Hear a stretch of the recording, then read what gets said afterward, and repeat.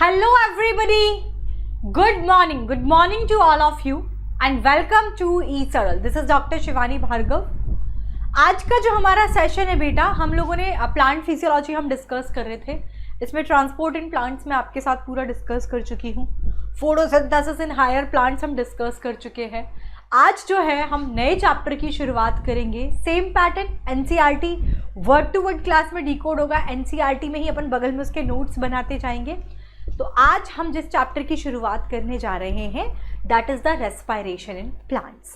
ठीक है, तो फटाफट से सेशन की शुरुआत करते हैं बिना किसी समय को गवाए. मैं उम्मीद करती हूँ आपने दोनों सेशंस लगा लिए होंगे. फोटोसिंथेसिस वाला चैप्टर भी लगा लिया होगा, ट्रांसपोर्ट्स वाला भी लगा लिया होगा. अगर नहीं लगाया है तो please go for the recorded videos.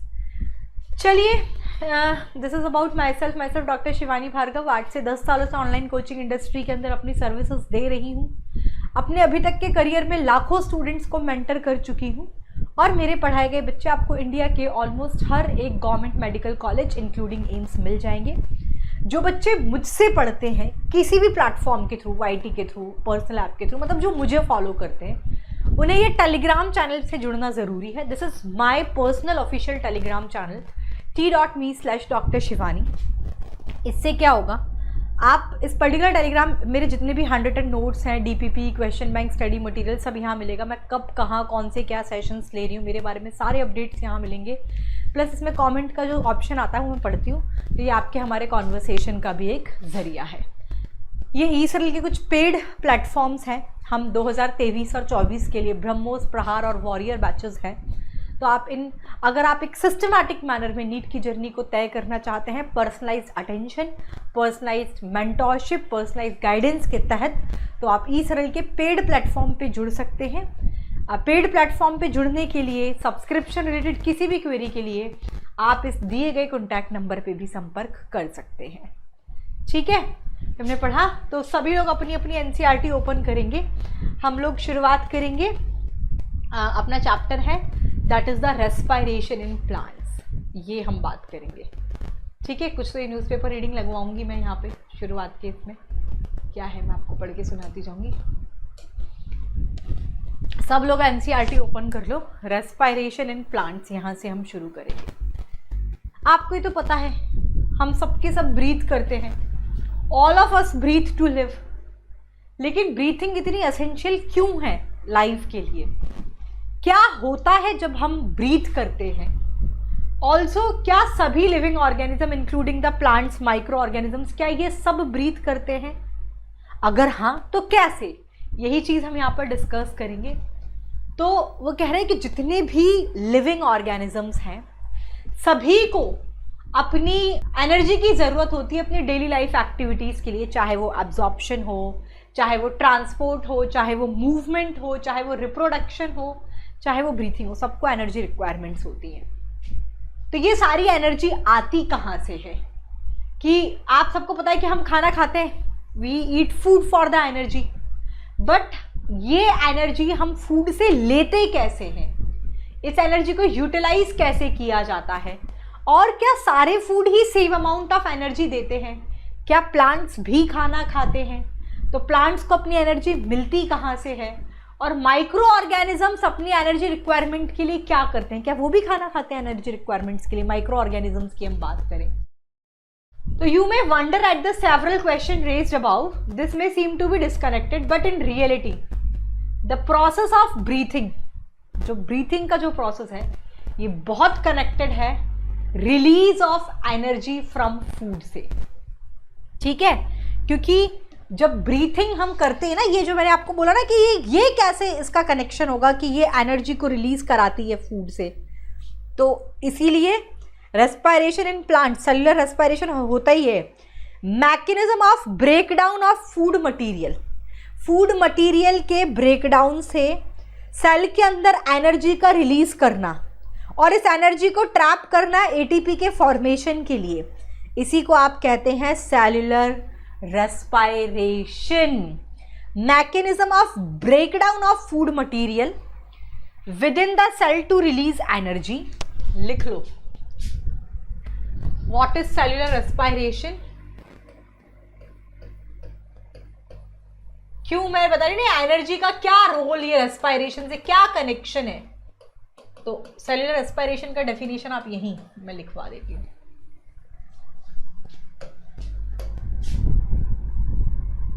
Mechanism of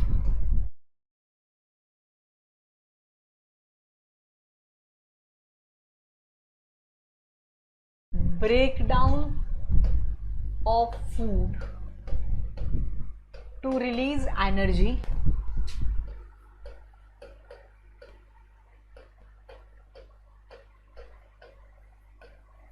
within the cell,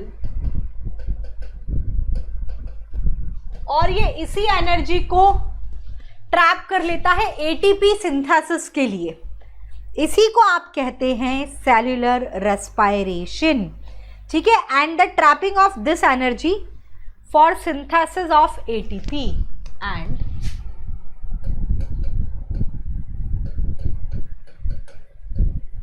trapping of this energy for synthesis यानी कि formation for synthesis of ATP. It is called cellular respiration. इसको आप कहते हैं बेटा सेल्यूलर रेस्पायरेशन, ठीक है। ये हो गया, ठीक है। देखो all the energy required for the life process, हमें जितनी भी एनर्जी चाहिए लाइफ प्रोसेस के लिए, ये oxidation of some macro molecule जिन्हें हम फूड कहते हैं वहां से मिलती है। Only the green plants and cyanobacteria that is the blue green algae, ये तो अपना खाना खुद बना लेते हैं। They can prepare their own food by the process of photosynthesis. सबको पता है लाइट एनर्जी को ट्रैप करते हैं और इसे केमिकल एनर्जी के अंदर कन्वर्ट कर देते हैं, which is stored in the bond of carbohydrate, जो ग्लूकोज सुक्रोज, यही तो इसका प्रोडक्ट होता है। We must remember that in green plants too, सभी सेल टिश्यू ऑर्गन फोटोसिंथेसिस नहीं करते, सिर्फ green plant chloroplast containing pigment वहीं पर फोटोसिंथेसिस होता है, तो सबको पता है। एनिमल्स का हीट्रोट्रॉफिक मोड ऑफ न्यूट्रिशन है, अपने खाने के लिए प्लांट्स पर या फिर इनडायरेक्टली, डायरेक्टली और इनडायरेक्टली प्लांट्स, क्योंकि या तो कार्निवोरस होंगे हर्बीवोरस होंगे, उन पर ये डिपेंडेंट रहते हैं। सैप्रोफाइट्स हैं लाइक फंगी, ये dead and decaying organic matter पर डिपेंडेंट रहते हैं। अब इसमें देखा है this chapter deals with the cellular respiration. Cellular respiration क्या है मैंने आपको ये कुल मिला के ये राम कहानी क्या थी जो न्यूज़पेपर रीडिंग देनी थी, हमने कभी ना कभी किया है, बट मैंने आपका काम वो न्यूज़पेपर रीडिंग, क्योंकि हर बच्चा लगाएगा ही सही, शुरुआत से ही शुरू करेगा, तो वो मैंने करके दे दिया आपको। मेनली जो पढ़ना है ये दे रखा, that is about the cellular respiration which we already discussed, that is the mechanism of breakdown of food material cell के अंदर ही टू रिलीज एनर्जी, और ये इस एनर्जी को ट्रैप कर लेता है, trapping of this energy for the synthesis of ATP. इसे आप कहते हैं सेल्यूलर रेस्पायरेशन। इसका नोट्स मैंने आपको ये यहीं बना दिया। Cellular respiration, mechanism of breakdown of food to release energy within the cell and trapping of this energy for synthesis of ATP, इसी को आप कहते हैं सेल्यूलर रेस्पायरेशन, जो ऑलरेडी हम डिस्कस कर चुके, ठीक है। क्लियर है ना बेटा, ये पहला की कॉन्सेप्ट था, इसके नोट्स हम बना चुके, ये था पहला सेल्यूलर रेस्पायरेशन क्या है यहां से यहां तक, ठीक है, ये है। अब आगे जो है इसमें आपको दो हाईलाइटेड पॉइंट दिख रहे होंगे, मैं सामने से हट गई हूं, that is about the respiration and the respiratory substrate, ठीक है। तो वो कंपाउंड जिनका ऑक्सीडेशन होगा ड्यूरिंग दिस प्रोसेस, मतलब during the process of respiration, उसी को आप कहते हैं respiratory substrate. The compound that are oxidise during the process, which process? During the respiration, उसी को आप कहते हैं रेस्पायरेटरी सबस्ट्रेट। सबसे पहले ये देखो, photosynthesis of course take place within the chloroplast. सबको पता है फोटोसिंथेसिस वहीं तो होगा क्लोरोप्लास्ट के अंदर ही। वहां पर क्या होता है? ब्रेकडाउन ऑफ कॉम्प्लेक्स मॉलिक्यूल का ब्रेकडाउन होगा, जिससे कि एनर्जी निकलेगी साइटोप्लाज्म के अंदर एंड इन माइटोकॉन्ड्रिया। ये कार्बन कार्बन बॉन्ड का ब्रेक होना ऑफ कॉम्प्लेक्स कंपाउंड ऑक्सीडेशन के through within the cell leading to the releasing of considerable amount of energy, इसी को आप कहते हैं रेस्पायरेशन।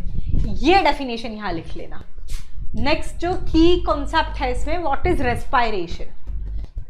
रेस्पायरेशन क्या हो रहा है, तो बता रहा है कॉम्प्लेक्स कंपाउंड में breaking of carbon carbon bond, carbon bond का ब्रेक डाउन होना कॉम्प्लेक्स कंपाउंड में। The breaking of carbon carbon bond of complex compound किसके थ्रू ब्रेक डाउन होता है, ये ऑक्सीडेशन के through within the cell. ठीक है, breaking of carbon carbon bond of complex compound within the cell through oxidation. इससे क्या होगा, एनर्जी रिलीज होगी leading to the release of considerable amount of energy, that is called the respiration. लिख लो। Next की concept जो है, मैं यहां पर रेस्पायरेशन का डेफिनेशन लिखेंगे हम। What do you mean by the, ये नोट्स हम साथ ही बनाते जा रहे हैं ना। पहला पॉइंट हमें चाहिए था सेल्यूलर रेस्पायरेशन, एनसीईआरटी से नोट्स बना लिया, आप भी साथ साथ नोट्स बनाएंगे बेटा ऐसे ही, दैट इज मोर बेनिफिशियल, पढ़ने में ज्यादा अच्छा रहेगा। स्टिक ऑन लगा लो जहां जगह मिल रही है ऐसे ही। ठीक है, तो क्या कहा है, व्हाट इज रेस्पायरेशन, तो ब्रेकिंग ऑफ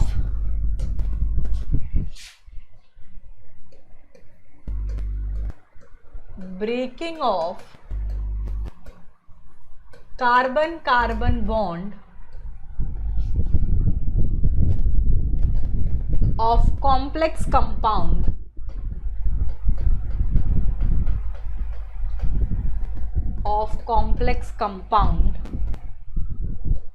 किसके थ्रू होगा, ऑक्सीडेशन के थ्रू ऑक्सीडेशन।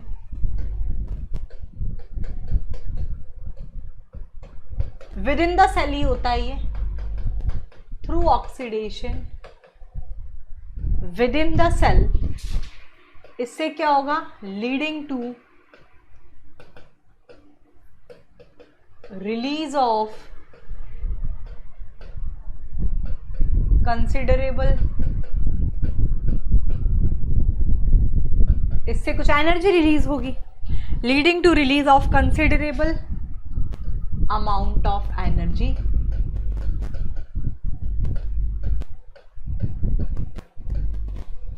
इसे आप कहेंगे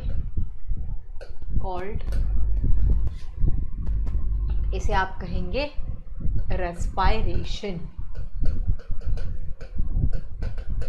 तो पहला की कॉन्सेप्ट ये समझ में आ गया। दूसरा की कॉन्सेप्ट जो एनसीईआरटी से हमें नोट्स बनाने हैं, और एनसीईआरटी से नोट्स किसी अलग कॉपी में मत बनाओ, तो एनसीईआरटी में ही बनाते जाओ। रेस्पायरेशन कॉम्प्लेक्स कंपाउंड से कार्बन कार्बन बॉन्ड का टूटना ऑक्सीडेशन के तहत विद इन द सेल, जिससे आपका एक कुछ अमाउंट ऑफ एनर्जी रिलीज होगा, इसी को आप कहते हैं रेस्पायरेशन। नेक्स्ट जो है, it is about the, what do you mean by the respiratory substrate, ये क्या होता है। नेक्स्ट जो कॉन्सेप्ट है, it is about the respiratory substrate.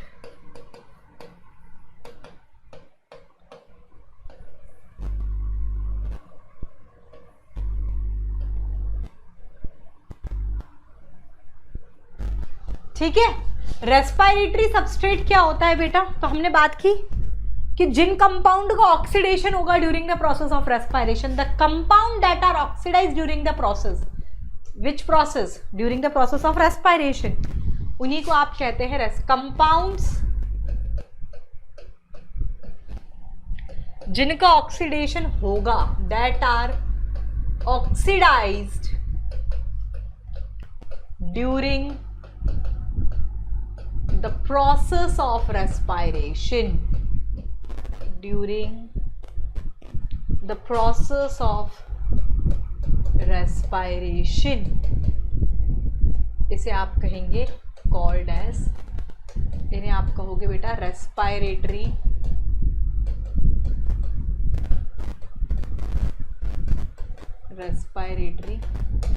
Substrate कहते हो। ठीक है, अब इसमें वो कह रहा है, ये यहां तक भी कर लिया हमने रेस्पायरेटरी सबस्ट्रेट तक, यहां तक नोट्स भी बना लिए, तीन ही कॉन्सेप्ट पढ़े, सेल्यूलर रेस्पायरेशन वो यहां लिखा दिया, ठीक है, दूसरा point definition about the respiration और रेस्पिरेटरी सबस्ट्रेट क्या है। अब वो ये कह रहा है कि यूजुअली तो रेस्पिरेटरी सबस्ट्रेट में आप कार्बोहाइड्रेट का ऑक्सीडेशन होता है टू रिलीज द एनर्जी, लेकिन प्रोटीन और fat and even organic acids can also be used as a respiratory substance in some plant under certain condition. During oxidation within a cell जितना भी energy respiratory substrate में होता है is not released free into the cell in a single step, एक step में पूरा नहीं निकल जाता। ये series of reaction, it is release in a series of slow step wise reaction जिसे एंजाइम कंट्रोल्ड करता है, और ये ट्रैप होता है केमिकल एनर्जी के फॉर्म में in the form of ATP. इसीलिए ये बहुत जरूरी है समझना कि एनर्जी रिलीज होता है ऑक्सीडेशन से रेस्पिरेशन में। ये डायरेक्टली यूज नहीं होता but is used in the but ये एटीपी के सिंथेसिस में इसका रोल है, जो कि जब इसको एनर्जी की जरूरत होती है तब वो ब्रोक डाउन हो जाता है और फिर वो उसको यूटिलाइज कर लेता है। इसीलिए एटीपी जो है it act as a energy currency of the cell. ठीक है, ये एनर्जी करेंसी की तरह एक्ट करता है। अब एनसीईआरटी ने ये जो कह दिया ना कि भाई रेस्पिरेटरी सबस्ट्रेट में कार्बोहाइड्रेट का भी यूज हो रहा है, प्रोटीन और फैट का भी यूज हो रहा है, ठीक है, ये क्वेश्चन आ जाता है। इसके लिए टाइप्स ऑफ रेस्पिरेशन मैं आपको यहाँ पे लिखा देती हूँ, हो सकता है एनसीईआरटी ने आगे दे रखा हो, कोई नहीं, हम यहीं लिख लेते हैं। इसके इस वाले उसके बेसिस पर हम पढ़ते हैं यहाँ पर टाइप्स ऑफ रेस्पिरेशन। रेस्पिरेशन के दो टाइप पढ़ेंगे, floating respiration and protoplasmic respiration. इसका जो बेसिस है types of respiration on the basis of respiratory substrate. Types of respiration on the basis of respiratory substrate. तो ये दो टाइप के हैं बेटा, एक है आपका फ्लोटिंग रेस्पिरेशन,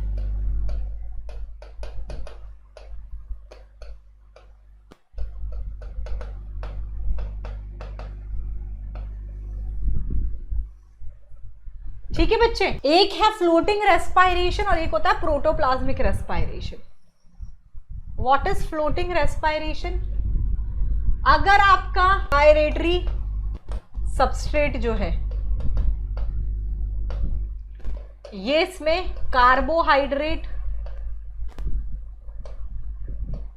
या फैट हो तो इसे आप कहेंगे फ्लोटिंग रेस्पिरेशन। दूसरा जो है बेटा इट इज प्रोटोप्लाज्मिक रेस्पिरेशन। ठीक है, नेक्स्ट जो है इट इज प्रोटोप्लाज्मिक रेस्पिरेशन। तो ये क्या है, वो कह रहा है अगर आपका रेस्पिरेटरी सबस्ट्रेट जो है ये प्रोटीन है, अगर रेस्पिरेटरी सबस्ट्रेट जो यूज हो रहा है, रेस्पिरेटरी सबस्ट्रेट अगर ये प्रोटीन है तो इसे आप कहेंगे प्रोटोप्लाज्मिक रेस्पिरेशन। ये आपको टर्म्स क्लियर होनी ही चाहिए, ठीक है। ये आपके स्टार्वेशन की कंडीशन में this occur in starved cell. Protoplasmic respiration जो है ये भी लिख लो, ये स्टार्व्ड सेल में देखने को मिलता है। प्रोटोप्लाज्मिक रेस्पिरेशन की बात करूं डिजीज की कंडीशन में या फिर this occur in starved cell, ठीक है। तो ये वाला जो बताया ना कि भाई कार्बोहाइड्रेट का भी यूज होता है, प्रोटीन का भी होता है, फैट का भी होता है, तो इस बेसिस पर हमने पढ़ लिया कि भाई रेस्पिरेशन के ये टाइप्स हैं, ठीक है। अब फिर हमने ये वाली चीज भी देख ली, ये एक बार में रिलीज नहीं होंगी सिंगल स्टेप में, ये स्टेप वाइज रिएक्शन है जिसे एंजाइम्स कंट्रोल्ड करते हैं और ये एटीपी के फॉर्म में। सेलुलर रेस्पिरेशन एक एम्फीबॉलिक प्रोसेस है, ये लिख लो, एम्फीबॉलिक, एक्सर्गोनिक और डाउनहिल प्रोसेस है। एम्फीबॉलिक सेलुलर रेस्पिरेशन के बारे में एक ये पॉइंट और लिख लो यहाँ पर, यहाँ पे टर्म का इस्तेमाल नहीं हुआ है, यहाँ पे मैं लिख देती हूँ सेलुलर रेस्पिरेशन के बारे में, ये टर्म्स लिख लो। ये एक एम्फीबॉलिक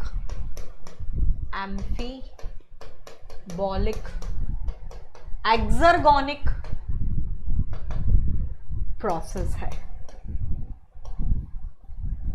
ठीक, अब ये वाला एक आप यहां से ही देख लेना बेटा कि ऑक्सीडेशन के दौरान विद इन अ सेल, ये वाला पॉइंट मैं लिख नहीं रही हूं, मेरे को ये लिखना है, फीचर्स ऑफ सेलुलर रेस्पिरेशन में आएगा। जितनी भी एनर्जी रेस्पिरेटरी सबस्ट्रेट के अंदर प्रेजेंट होती है, ये एक सिंगल स्टेप में रिलीज नहीं होती, ठीक है, is not released free into the cell और इन अ सिंगल स्टेप। ये एक स्लो स्टेप वाइज रिएक्शन है, जैसे एंजाइम्स कंट्रोल्ड करते हैं, और ये chemical energy in the form of ATP store होती है, ठीक है। और ये ऑक्सीडेशन के तहत जब ये मतलब एनर्जी करेंसी एटीपी तो है, ATP act as energy currency of the cell, और जब ये एनर्जी ट्रैप एटी में होती है तो ये डिफरेंट जब मतलब रिक्वायरमेंट होती है उस हिसाब से ये यूज कर लेते हैं। During oxidation within the cell, ये वाला पॉइंट तुम लिख लेना बेटा यहाँ से, है ना। जितनी भी जो एनर्जी प्रेजेंट होती है सबस्ट्रेट में, एक सिंगल स्टेप में नहीं रिलीज होती, ये स्लो स्टेप वाइज रिएक्शन है जिसे एंजाइम्स कंट्रोल करते हैं, और ये chemical energy in the form of ATP trap रहती है, ठीक है। अब नेक्स्ट, ये पूरा हो गया। नेक्स्ट, क्या प्लांट ब्रीथ करते हैं, डू प्लांट्स ब्रीथ, ये मैं आपको यहाँ पर ये वाला पूरा सारी चीज़ें, और फिर हम ग्लाइकोलाइसिस पर आएंगे उसके बाद। Well, the answer to this question ये डायरेक्ट नहीं है कि भाई प्लांट्स ब्रीथ करते हैं या नहीं करते, हाँ, पर प्लांट को भी ऑक्सीजन की रिक्वायरमेंट होती है for the respiration to occur, और ये भी बदले में CO2 रिलीज आउट करते हैं। हैंस प्लांट के पास सिस्टम है टू एंश्योर द कि भाई वो ये मेक श्योर करेगा कि उसको अवेलेबिलिटी हो ऑक्सीजन की। प्लांट एनिमल्स की तरह उनके अंदर कोई स्पेशलाइज्ड ऑर्गन नहीं प्रेजेंट होता गैशियस एक्सचेंज के लिए, बट उनके पास भी स्टोमेटा और लेंटिकल्स होते हैं इस पर्पस के लिए, मतलब उसी से ये रेस्पिरेशन भी करते हैं। और भी कई रीजन है कि plants can get along with the respiratory organ. सबसे पहली चीज दे रखा है कि each plant part take care, मतलब हर एक प्लांट पार्ट अपने खुद के गैशियस एक्सचेंज का ध्यान रखता है। देयर इज अ वेरी बहुत लिटिल ट्रांसपोर्ट ऑफ गैसेस जो है एक प्लांट ऑर्गन से दूसरे में देखने को मिलता है। दूसरी चीज वो कह रहा है प्लांट डू नॉट प्रेजेंट, इसमें बहुत ग्रेट डिमांड नहीं होती गैशियस एक्सचेंज की, जैसे root stem and leaf respirate rate far lower than the animals too, मतलब एनिमल्स के कंपेयर में इनका रेस्पिरेटरी रेट बहुत कम होता है। सिर्फ फोटोसिंथेसिस के दौरान ही large volume of gaseous exchange होता है, और लीफ जो है ये वेल अडेप्टेड होती है इस दौरान अपनी नीड्स को पूरा करने के लिए। When cell photosynthesis availability of oxygen is not a problem, तो O2 is released within the cell। दूसरी चीज वो कह रहा है कि distance that gases must diffuse, बल्कि प्लांट में ये भी बहुत ज्यादा नहीं होता, कुल मिला के करती हैं। अब ये देख लो, the complete combustion of glucose which produce CO2 and H2 as end product yield energy, जो कि हीट के फॉर्म में ये देता है। मैं आपको ना यहाँ से, मेरे को मेनली तो आपको ग्लाइकोलाइसिस तो डिटेल पढ़ाना ही है, मैं आपको रेस्पिरेशन में इसमें ये पूरा जस्ट न्यूज़पेपर रीडिंग लगाने वाली चीज़ है। मेरे को अगर यहाँ पर बात करनी हो तो फ्लोटिंग और प्रोटोप्लाज्मिक तो रेस्पिरेशन हो गया। टाइप्स ऑफ रेस्पिरेशन में एक है on the basis of presence और एब्सेंस ऑफ ऑक्सीजन के बेसिस पर, दो टाइप के हैं। टाइप ऑफ रेस्पिरेशन लिखे थे ना हमने, ये तो टाइप ऑफ रेस्पिरेशन, एक तो टाइप लिखा था अपन ने ये on the basis of respiratory substrate, दूसरा जो टाइप ऑफ रेस्पिरेशन है ऑन द बेसिस ऑफ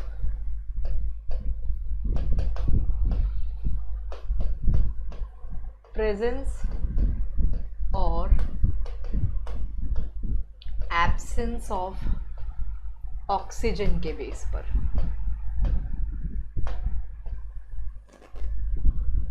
ठीक है, प्रेजेंस और एब्सेंस ऑफ ऑक्सीजन के बेसिस पर भी रेस्पिरेशन के दो टाइप हैं। ठीक है, व्हाट वर दे, एक है एरोबिक और दूसरा है बेटा एनएरोबिक रेस्पिरेशन। दोनों के बारे में मैं आपको कुछ चीजें यहां पर डिस्कस कर लूंगी। ठीक है, टाइप्स ऑफ रेस्पिरेशन, एक तो बेसिस ऑफ क्लासिफिकेशन था रेस्पिरेटरी सबस्ट्रेट के बेसिस पर। ठीक है, उसमें हमने देख लिया कि फ्लोटिंग और प्रोटोप्लाज्मिक है। एक है दूसरा यहाँ पर, जैसे कि आप देख सकते हैं, प्रेजेंस और एब्सेंस के बेसिस पर। दो टाइप है, एरोबिक और एनएरोबिक।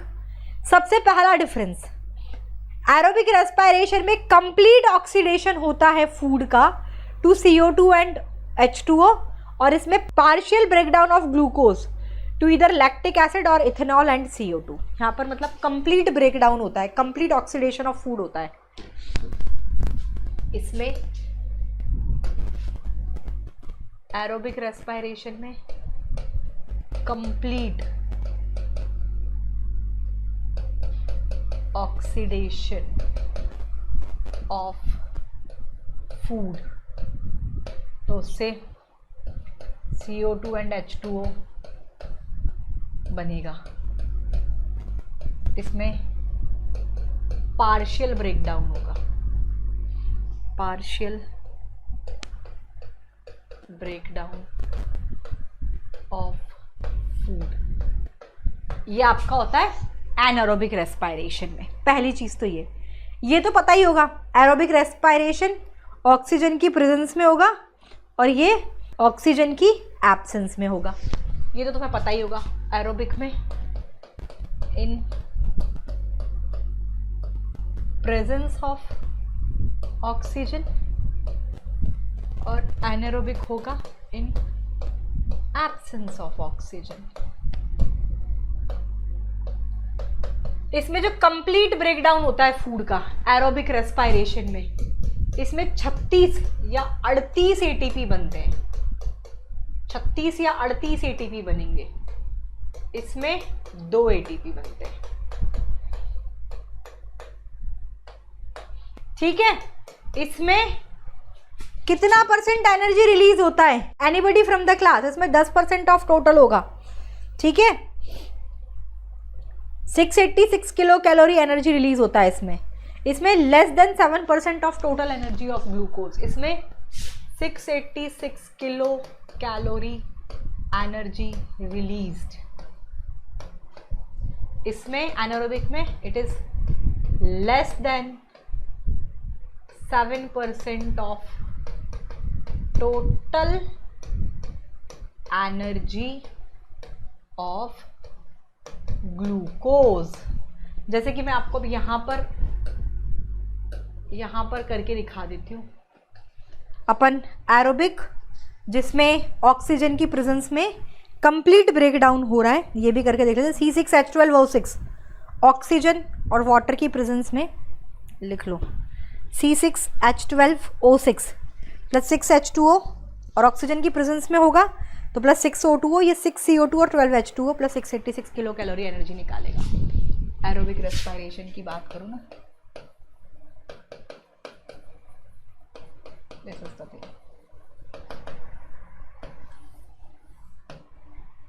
C6H12O6 ऑक्सीजन की प्रेजेंस में होगा, गिव्स। ठीक है, इसमें ग्लूकोज का as I told you partial नहीं कंप्लीट ब्रेकडाउन होता है। तो 6CO2 प्लस 12H2O, 6CO2, ये CO2 और H2O में निकलेगा, प्लस कितना energy? 686 kilo calorie energy release होती है और 36 या 38 एटीपी बनेंगे। डिपेंड करता है ग्लिसरॉल फॉस्फेट या मैलेट एस्पार्टेट शटल, वो बाद में डिस्कस कर लेंगे। अब बात करेंगे एनारोबिक रेस्पिरेशन के बारे में। पता है ऑक्सीजन की एब्सेंस में होगा, कंप्लीट ब्रेकडाउन नहीं होता, इनकम्प्लीट ब्रेकडाउन होता है। तो कुछ इस तरह C6H12O6 इट गिव्स या तो C3H6O3 देगा, C6H12O6 इसका पार्शियल ब्रेकडाउन होता है तो या तो ये देगा CH3CH2OH, CH3CH2OH इथेनॉल या फिर कुछ भी 2 मॉलिक्यूल्स। ठीक है, और प्लस CO2 निकल जाएगा 2 3 4 5 2 2 4, हाँ, और less than 7% of total energy of glucose. 2 ATP बनते हैं इसमें, तो आगे बता दूंगी। ठीक है, तो CH3CH2OH प्लस 2CO2 या फिर C3H6O3 या फिर C3 H6O3 प्लस वही less than 7% of total energy of glucose, और 2 ATP बनेंगे इसे एनारोबिक रेस्पिरेशन में।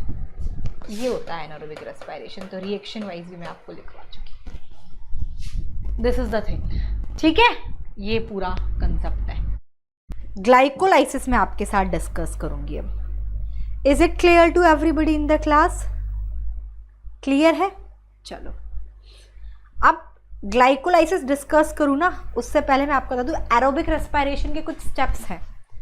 Glycolysis, link reaction, Krebs cycle और electron transport system and oxidative phosphorylation.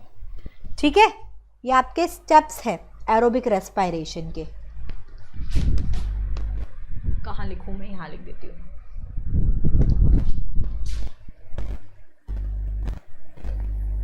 Aerobic respiration के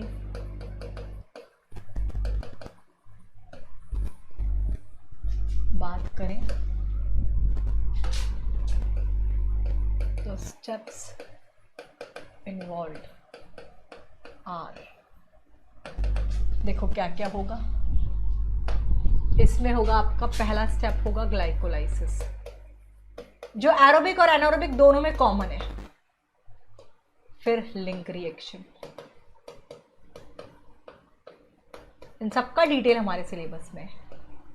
फिर क्रेब्स साइकिल, फिर ETS एंड ऑक्सीडेटिव फॉस्फोराइलेशन।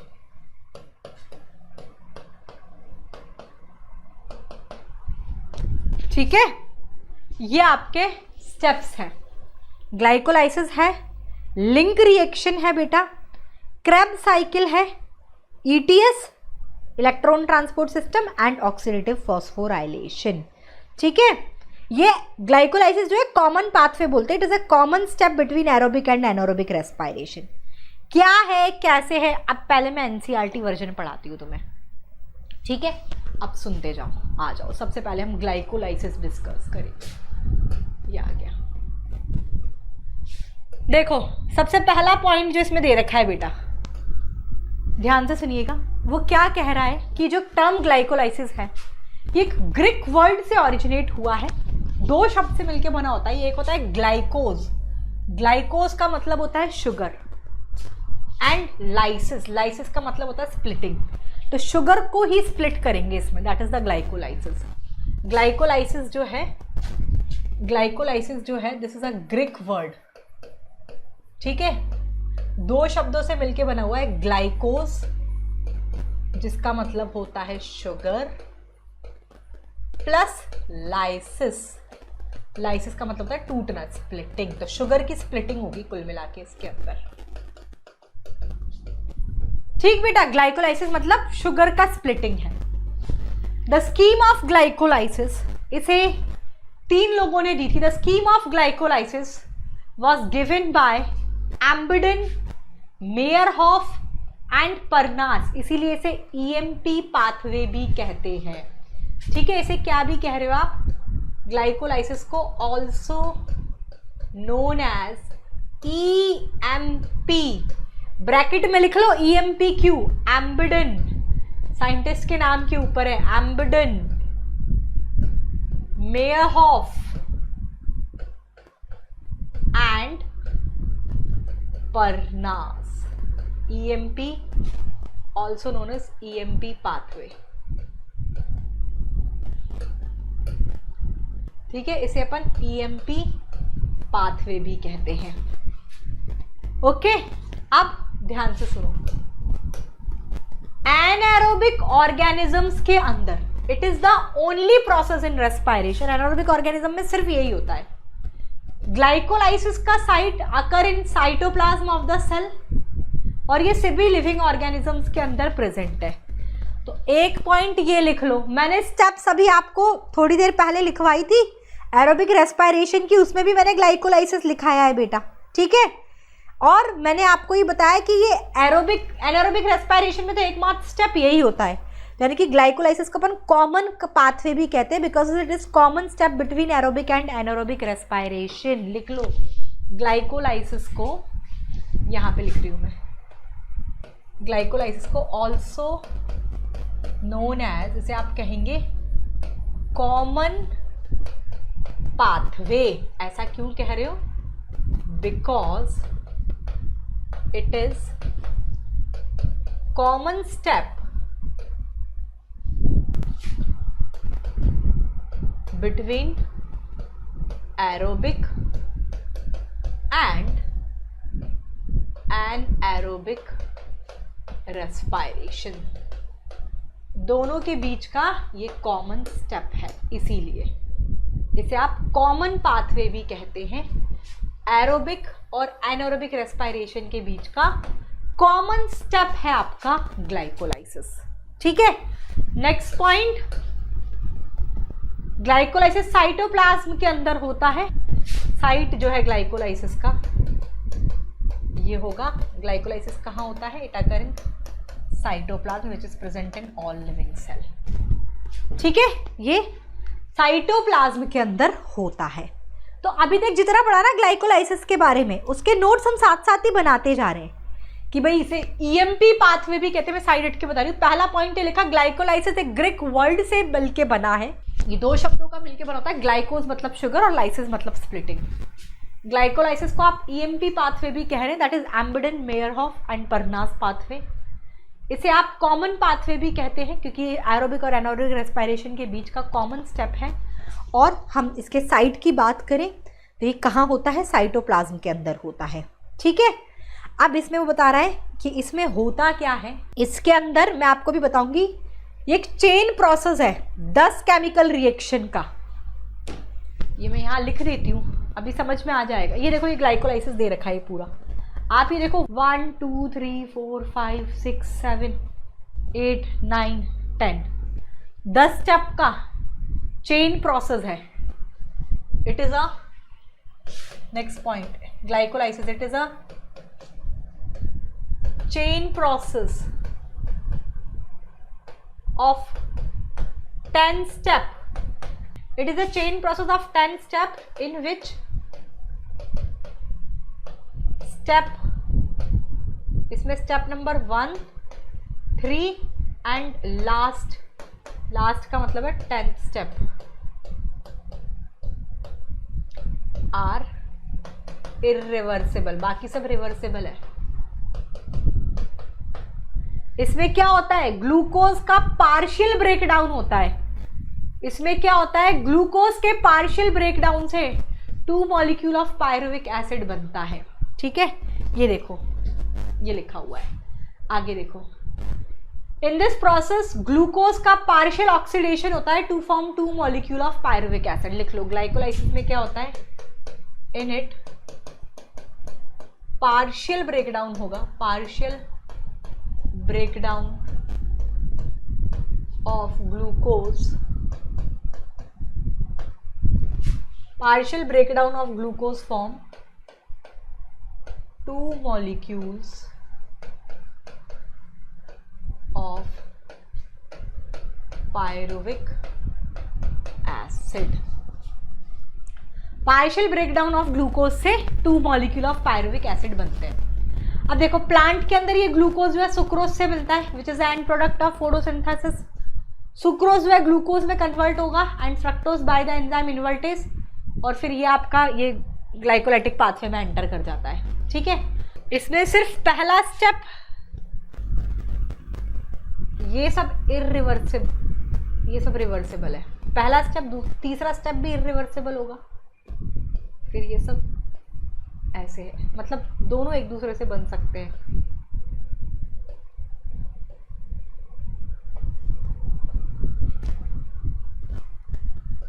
और लास्ट स्टेप ये इररिवर्सिबल है। फर्स्ट, थर्ड और लास्ट स्टेप इररिवर्सिबल है, बाकी सब रिवर्सिबल होते हैं। अब इसमें क्या हुआ बेटा? इसमें कुछ कुछ कमी है, मैं लिखवा दूंगी। सबसे पहले स्टेप में आप देख सकते हो 6 कार्बन कंपाउंड ग्लूकोज, ग्लूकोज से ग्लूकोज 6 फॉस्फेट बना। ग्लूकोज से ग्लूकोज 6 फॉस्फेट बनता है in the presence of enzyme. Enzyme मैं बाद में लिखा दूंगी।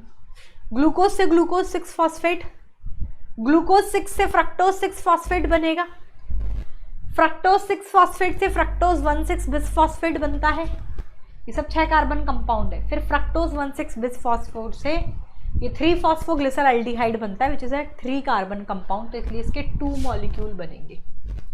ठीक है, ग्लिसराल्डिहाइड 3 फॉस्फेट बना, फिर इससे आपका 1,3 बिसफॉस्फोग्लिसरिक एसिड के 2 molecule, 3 phosphoglyceric acid, 2 phosphoglycerate, 2 phosphoenol pyruvic acid और finally pyruvic acid. Pyruvic acid भी 3 कार्बन कंपाउंड है, इसलिए इसके 2 मॉलिक्यूल बनते हैं, क्योंकि 6 बनाने ना तो 2 मॉलिक्यूल बनेंगे। तो ये आपका ऐसे 10 स्टेप प्रोसेस है। ठीक है, ग्लूकोज से ये पूरा याद रखना, ग्लूकोज से ग्लूकोज 6 फॉस्फेट, ग्लूकोज 6 फॉस्फेट से फ्रक्टोज 6, फ्रक्टोज 6 से फ्रक्टोज 1,6 बिसफॉस्फेट, फिर ये 2 फॉस्फोग्लिसराल्डिहाइड 2 मॉलिक्यूल बन रहा है फॉस्फोग्लिसराल्डिहाइड के।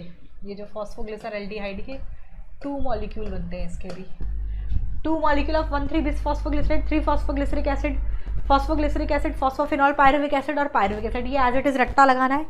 किसमें कौन कौन सा एंजाइम काम आ रहा है ये लिख लो। ग्लूकोज से ग्लूकोज 6 फॉस्फेट का बनना इन the presence of enzyme hexokinase, glucose 6 fructose 6 phosphate का बनना इन the presence of enzyme isomerase.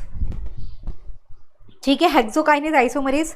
Fructose 6 से फ्रक्टोज 1,6 बिसफॉस्फेट फॉस्फोफ्रक्टोकाइनेज एंजाइम की प्रेजेंस में, एंजाइम भी लिख लो, फॉस्फोफ्रक्टोकाइनेज एंजाइम की प्रेजेंस में।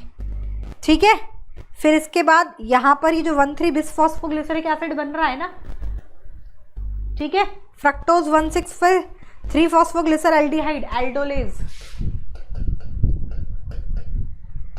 ये 1,3 बिसफॉस्फोग्लिसरिक एसिड यहाँ पर डिहाइड्रोजिनेज हो रहा है, डिहाइड्रोजिनेज लिखती जाती हूँ मैं यही। फिर ये 1,3 बिसफॉस्फोग्लिसरिक एसिड से 3 phosphoglyceric acid transphosphorylase, transphosphorylase, 3 phosphoglyceric acid mutase, 2 phospho इसमें इनोलेज और ये फॉस्फोफिनॉल पायरुवेट से pyruvic acid in the presence of enzyme pyruvic acid kinase की प्रेजेंस में होता है। ये थोड़ा सा एडिशनल चीजें ऐड ऑन कर लेना। ठीक है, ग्लूकोज से glucose 6 phosphate in the presence of enzyme hexokinase, glucose 6 से fructose 6 phosphate in the presence of enzyme isomerase, fructose 6 से fructose 1,6 bisphosphate in the presence of enzyme phosphofructokinase, fructose 1 से triose phosphate aldolase की presence में, इससे ये dehydrogenase 1,3 बिसफॉस्फो से 3 phosphoglyceric acid ट्रांसफॉस्फोराइलेज, 3 phosphoglyceric acid से 2 phosphoglycerate म्यूटेज, 2 phosphoglycerate से फॉस्फोफिनॉल पायरुवेट इनोलेज और फॉस्फोफिनॉल पायरुवेट से pyruvic acid in the presence of enzyme pyruvic acid kinase में बनता है। दूसरा पॉइंट ये बता ही दिया था, पहला स्टेप, तीसरा स्टेप और आखिरी स्टेप 10 स्टेप इरिवर्सिबल है, बाकी सब रिवर्सिबल है। तीसरा पॉइंट आप इस पूरे इसमें देखो बेटा, मैंने क्या किया है, देखो पूरे इसमें ध्यान से देखो, पूरे के पूरे ग्लाइकोलाइसिस में ये एक यहां पर 2 बनते हैं, मैं आपको ये लिख देती हूँ ना, ये एडीपी एटीपी लिख रखा है इसमें, बट एक्चुअली ये 2 बन रहे हैं बेटा। यहाँ पर 2 एडीपी से 2 एटीपी बनते हैं इस स्टेप में, इस स्टेप में भी 2 एडीपी से 2 एटीपी बनते हैं। ठीक है, 2 और 2 टोटल 4 एटीपी बने ग्लाइकोलाइसिस में, 4 एटीपी फॉर्म्ड।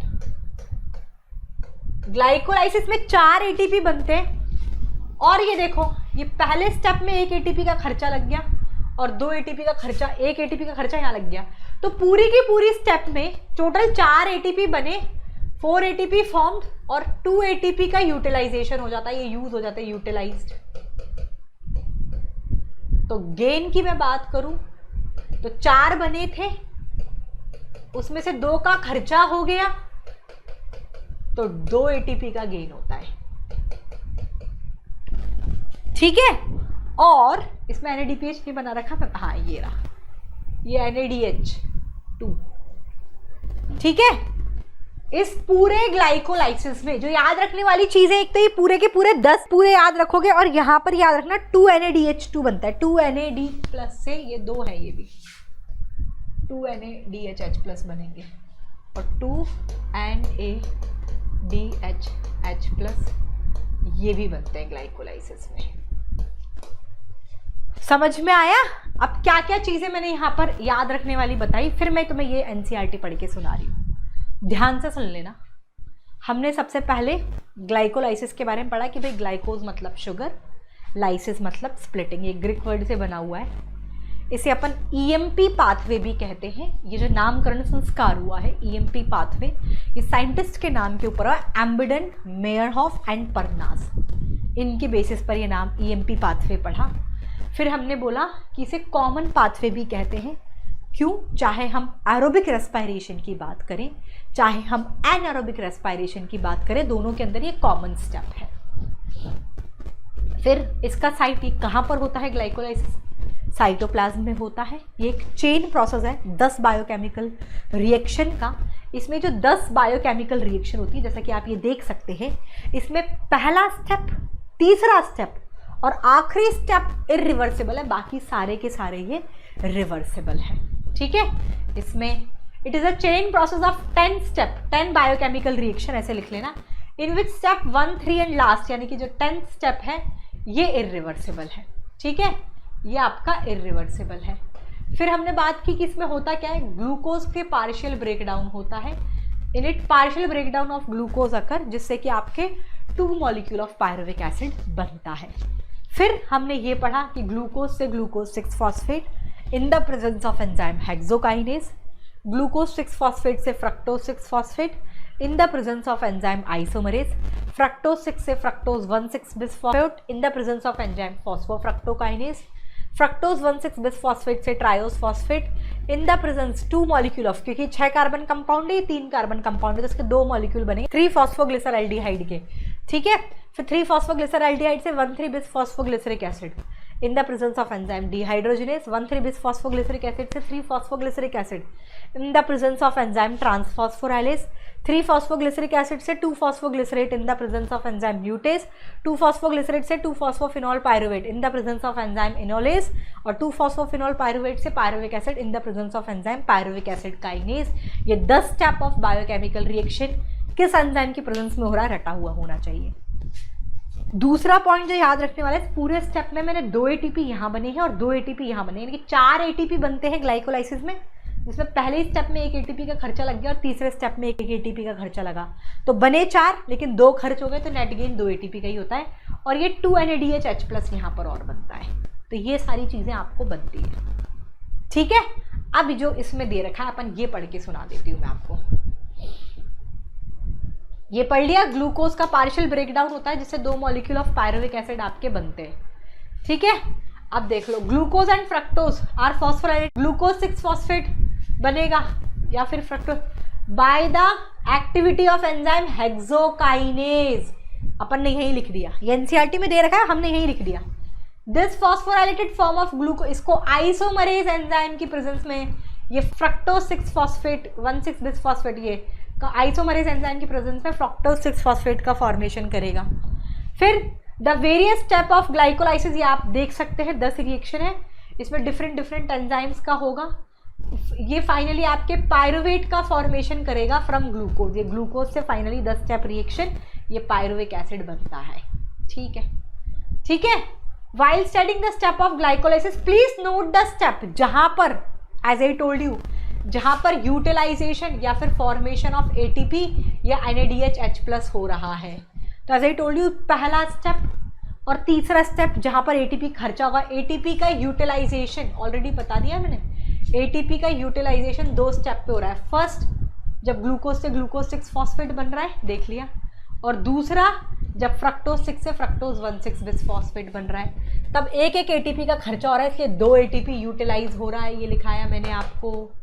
ठीक है। तो ये 2 ATP का यूटिलाइजेशन कहाँ कहाँ हो रहा है। अब वो कह रहा है जब फ्रक्टोज 1,6 बिसफॉस्फेट ये आपके डाइहाइड्रोक्सी एसीटोन में टूट रहा है, ये बनता जा रहा है, ये आगे बता PGL, ये ठीक है। अब एक स्टेप है, अब बता रहा है NADHH प्लस कहाँ बनेगा, NADH+, we find there is one step where NADH+ is formed from NAD+. ये कहाँ बनता है? ये 3-फॉस्फोग्लिसरल्डिहाइड से जब 1,3-बिसफॉस्फोग्लिसरिक एसिड बनता है, three phosphoglyceraldehyde is converted into one three bisphosphoglyceric acid. 2 redox equivalent are removed in the form of hydrogen atom from PGL and transferred, यानी कि 2 मॉलिक्यूल बनते हैं इसके, हमने पहले ही लिख लिया. ठीक है, ठीक है, ये हो गया. अब 2 का यूटिलाइजेशन हो गया, ATP का बता दिया, ये हो गया. अब वो कह रहा है बनते भी तो है ATP, तो जब वो बता रहा है ATP कहाँ बना है, एक तो अपना यहाँ पर ये 1,3-बिसफॉस्फोग्लिसरिक एसिड से जब 3-फॉस्फोग्लिसरिक एसिड बना, ये 3-फॉस्फोग्लिसरिक एसिड बना, तब यहाँ पर ATP का फॉर्मेशन होता है. और एक यहाँ पर बना था आपका, जब 2-फॉस्फोफिनॉल पायरुविक एसिड से पायरुविक एसिड बनेगा, तब से पायरुविक एसिड बनेगा, तब आपका दूसरा ATP का फॉर्मेशन होता है. तो हमने पहले ही हाईलाइट कर लिया है, तो ये 2 ATP तब बनते हैं. तो क्या आप ये कैलकुलेट कर सकते हैं कि कितने ATP molecule are directly synthesised in the pathway from the glucose molecule? Direct synthesis पूछा है, 4 ATP का डायरेक्ट सिंथेसिस होता है. ठीक है, pyruvic acid is the key product of glycolysis. ठीक है, देयर आर 3 मेजर वे जिनमें डिफरेंट सेल पायरुविक एसिड से ग्लाइकोलाइसिस बनता है. लैक्टिक एसिड फर्मेंटेशन में भी, अल्कोहलिक फर्मेंटेशन में भी, एरोबिक रेस्पायरेशन में भी. इसलिए तो बता दिया ना, चाहे एनारोबिक की बात करें चाहे हम एरोबिक रेस्पायरेशन की बात करें, कॉमन इंटरमीडिएट पाथवे है. ठीक है, फर्मेंटेशन एनारोबिक कंडीशन में होगा प्रोकैरियोट्स और यूनिसेलुलर यूकैरियोट्स में कंप्लीट ऑक्सीडेशन ऑफ ग्लूकोज के लिए CO2 और H2O में. अभी तो ग्लूकोज के ऑक्सीडेशन से पायरुविक एसिड बना, तो हमें क्या करना पड़ेगा? क्रेब्स साइकिल भी होगी जो एरोबिक रेस्पायरेशन में जो O2 सप्लाई करता है. क्या होता है, कैसे होता है, डिटेल डिस्कशन हम करेंगे. लेकिन पहला स्टेप तो ये ग्लाइकोलाइसिस था जिससे पायरुविक एसिड बन गया. अब दूसरा स्टेप है एरोबिक रेस्पायरेशन में लिंक रिएक्शन. ठीक है, ये ग्लाइकोलाइसिस और क्रेब्स साइकिल के बीच का है. ठीक है, connecting link between the glycolysis and Krebs cycle, ये हम पढ़ेंगे. लेकिन कुल मिला के ये जो क्वेश्चन NCERT ने पूछा, ये पूरा तमाम राम कहानी, कुछ नहीं करना. तुमने ये नोट्स यहाँ तक तो बना ही लिए थे, EMP पाथवे, ये 10 स्टेप, इसमें जो एंजाइम्स के नाम दे रखे हमने यही लिख लिए, तो मुझे कुछ नहीं पढ़ना. और इसमें पूरी राम कहानी में यही तो बताया कि कहाँ कहाँ पे क्या बन रहा है. तो टोटल 4 ATP बनते हैं, कहाँ कहाँ बनते हैं हाईलाइट कर लिया. 2 ATP यहाँ बन रहा है, 2 ATP यहाँ बन रहा है. 2 ATP यूटिलाइज हो जाते हैं, कहाँ हो जाते हैं, हाईलाइट कर लिया पहला स्टेप और तीसरे स्टेप पे. ठीक है, तो गेन 4 ATP बने, 2 का खर्चा हो गया, तो नेट गेन तो 2 ATP का होता है, लेकिन सिंथेसिस 4 होते हैं. और 2 NADH+ बनता है, ये यहाँ पर बन रहा है, ये हमने हाईलाइट कर लिया. तो यही सारे पॉइंट है. ठीक है, तो ये तमाम चीज़ें हम डिस्कस कर चुके हैं. नेक्स्ट इसमें जो दे रखा है फर्मेंटेशन, ये दे रखा है, तो पहले ये पढ़ लेते हैं, फिर एरोबिक रेस्पायरेशन में बाद में. ये tricarboxylic acid cycle, that is the Krebs cycle देगा. इससे पहले लिंक रिएक्शन पढ़ा दूँ, ग्लाइकोलाइसिस का स्टेप, एरोबिक रेस्पायरेशन का नेक्स्ट स्टेप, लिंक रिएक्शन करवा दूँ आप लोग को. इतना ही यहाँ तक समझ में आ गया होगा. हमने ये स्टेप पढ़ा ना, ग्लाइकोलाइसिस डिस्कस कर लिया मैंने, अब मैं लिंक रिएक्शन पढ़ाऊंगी तुम्हें.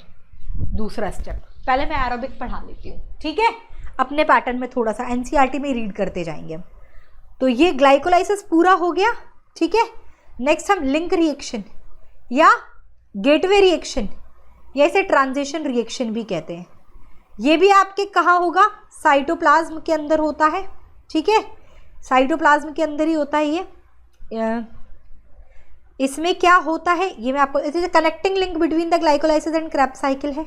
ठीक है, कनेक्टिंग लिंक है, लिंक रिएक्शन, गेटवे रिएक्शन या transition reaction. Connecting link between glycolysis and Krebs cycle है. इसमें क्या होगा मैं आपको यहाँ पे बता देती हूँ. नेक्स्ट हेडिंग डाल लो. तो ये ग्लाइकोलाइसिस पढ़ लिया हमने पूरा. नेक्स्ट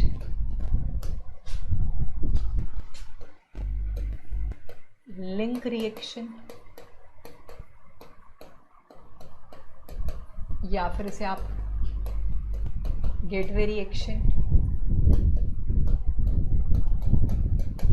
या फिर इसे आप ट्रांजिशन रिएक्शन भी कहते हैं. इन सब नामों से तो जाना जाता है इसे.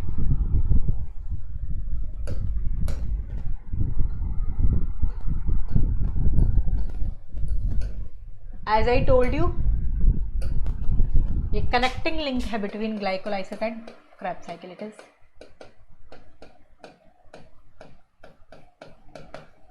कनेक्टिंग लिंक अभी बता दूंगी उधर, between glycolysis and Krebs cycle.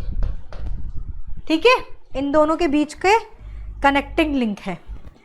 अब देखो क्या हुआ, आपका पायरुविक एसिड बना था बेटा, ठीक है, आपके ग्लाइकोलाइसिस का एंड प्रोडक्ट पायरुविक एसिड था। पायरुविक एसिड प्लस ये coenzyme A plus NAD plus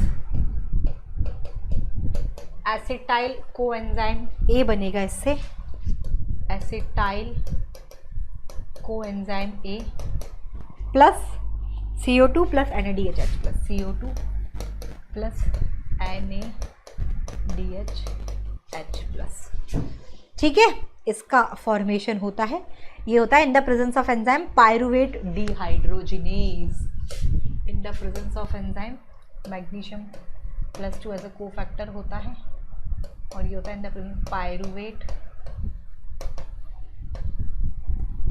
dehydrogenase. ठीक है, लिंक रिएक्शन के भी मैं साइट की बात करूं ना, तो ये भी साइटोसॉल के अंदर ही होता है। लिंक रिएक्शन का भी साइट, तो लिंक रिएक्शन का साइट तो इसका भी है साइटोसॉल। ठीक है, अब ध्यान से सुनना क्या क्या हो रहा है, तो चीजें थोड़ी समझ में आएगी। एरोबिक रेस्पिरेशन की बात कर रहे हैं अपन तो, है ना। ये देखो, पहला स्टेप ग्लाइकोलाइसिस था। ग्लाइकोलाइसिस से ये ग्लूकोज के पार्शियल ब्रेकडाउन से 2 मॉलिक्यूल ऑफ पायरुविक एसिड बना। अब होता है लिंक रिएक्शन। लिंक रिएक्शन में पायरुविक एसिड से ये एसिटाइल कोएंजाइम ए बन जाएगा।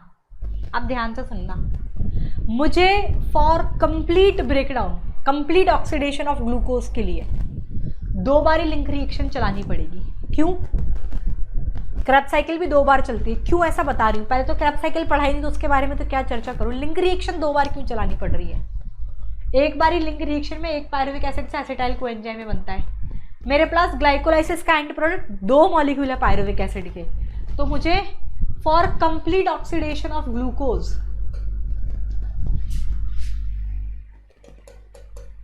For complete oxidation of glucose मुझे लिंक रिएक्शन जो है 2 टाइम्स, 2 बार चलानी पड़ेगी।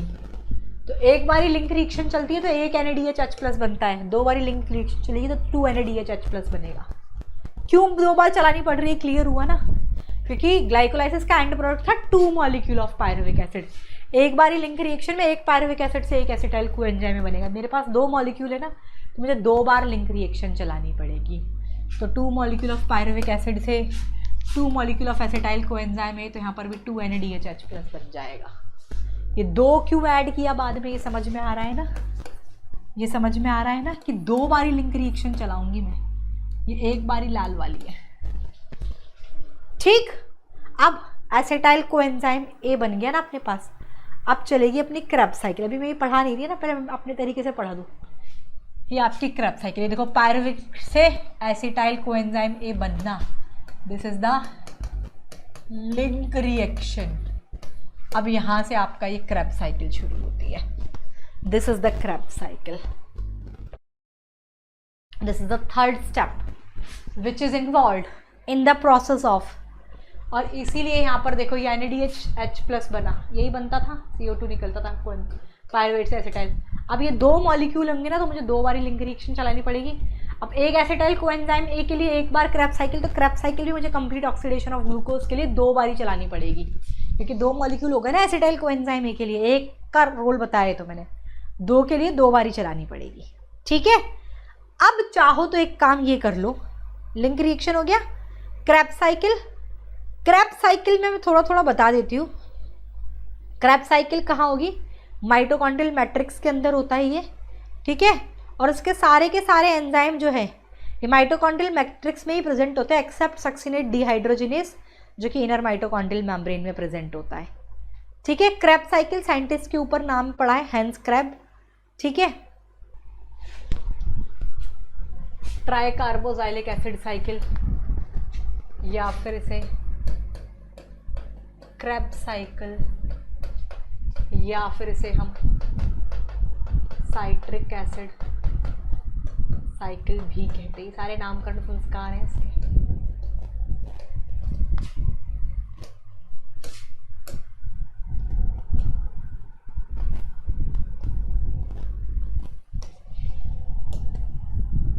साइट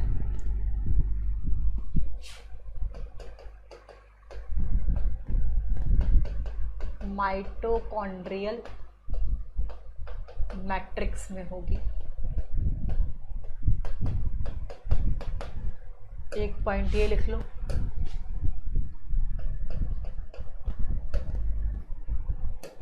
इसके सारे एंजाइम्स जो है क्रेब साइकिल के, all the enzymes of Krebs cycle present in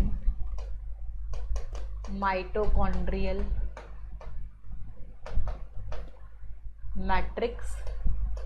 सारे के सारे एंजाइम भी माइटोकॉन्ड्रियल मैट्रिक्स में ही प्रेजेंट होते हैं, किसको छोड़कर, एक्सेप्ट एक एंजाइम है जिसका नाम है सक्सिनेट डिहाइड्रोजिनेज।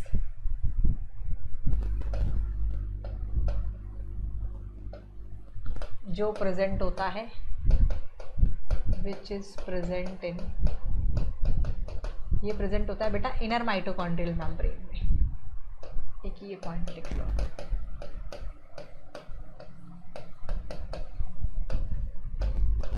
तुम ऐसे परेशान मत हो ना कि मैम ये तो पढ़ाया ही नहीं आपने, ये एरोबिक रेस्पिरेशन की ये वाली चीजें, ये फर्मेंटेशन, ये गायब किया ना मैंने। मैं स्टेप वाइज चल रही हूँ, मैं पढ़ाऊंगी। पहले मैंने तुम्हें ये पढ़ा दिया स्टेप में ग्लाइकोलाइसिस, फिर मैं लिंक रिएक्शन पढ़ाया मैंने तुम्हें अपने पैटर्न पे, ये रहा दूसरा पॉइंट लिंक रिएक्शन। अब मैं तीसरा स्टेप जो था ये रहा ट्राई कार्बोजाइलिक एसिड साइकिल या साइट्रिक एसिड साइकिल, जैसे हम क्रेब साइकिल भी कहते हैं। तीसरा स्टेप है ये ट्राई कार्बोजाइलिक एसिड साइकिल या फिर क्रेब साइकिल या साइट्रिक एसिड साइकिल, ये पढ़ा रही हूँ। इसके बारे में ये बताया, पहली बात तो सारे नामकरण तो पढ़ी ले। ट्राई कार्बोजाइलिक एसिड या साइट्रिक एसिड या क्रेब साइकिल कहते हैं। साइट कहाँ होती है ये माइटोकॉन्ड्रियल मैट्रिक्स में होती है। क्रेब साइकिल में जितने भी एंजाइम है ये सब भी माइटोकॉन्ड्रियल मैट्रिक्स में पाए जाते हैं। बहुत इंपॉर्टेंट है, सक्सिनेट डिहाइड्रोजिनेज को छोड़कर ये enzyme exceptionally inner mitochondrial membrane के अंदर प्रेजेंट होता है। ठीक है,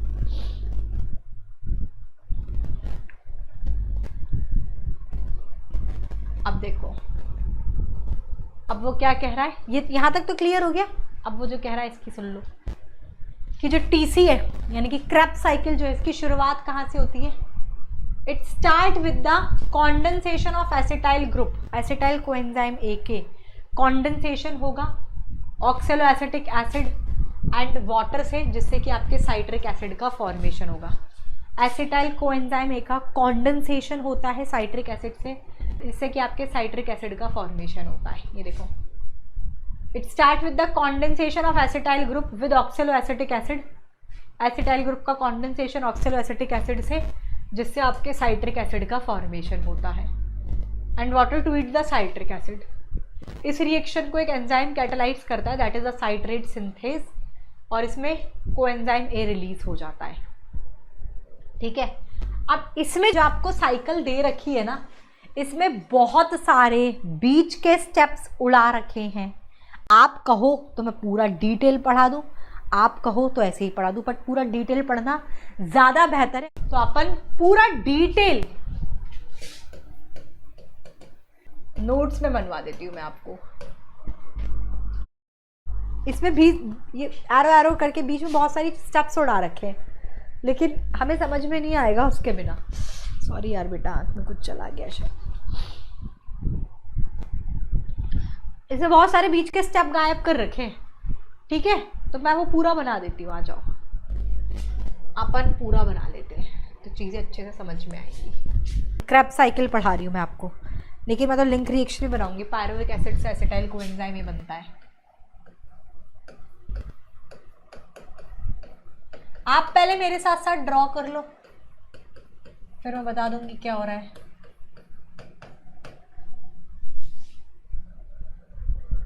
आप पहले ड्रॉ कर लो मेरे साथ साथ, then I will explain you what is happening over here.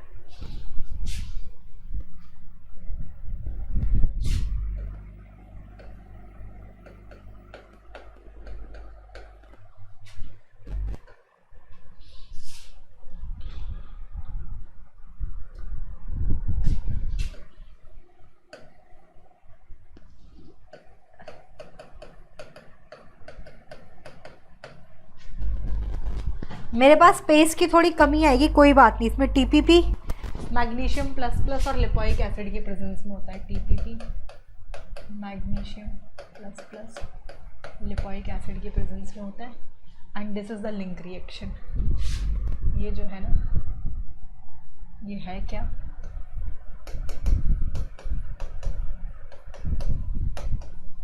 इसके पहले पायरुविक एसिड के पहले जो नहीं बनाया, ये ऑलरेडी डिस्कस्ड एक तरीके से मान लो। ये आपका वो बना था ना ग्लूकोज के पार्शियल ब्रेकडाउन से, तो वही वाली चीज़ है। ठीक है, अब क्या कह रहा है, ऑक्सैलो एसीटेट से साइट्रेट यानी कि TCA बनेगा।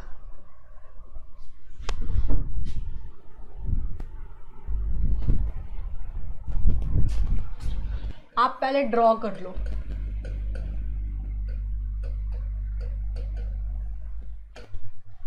ऑक्सैलो एसीटेट से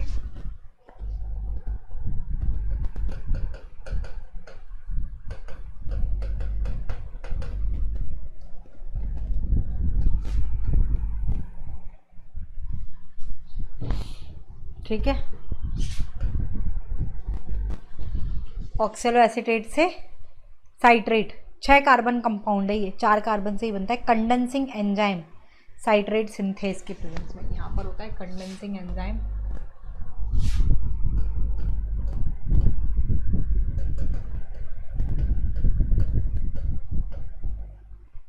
साइट्रेट सिंथेस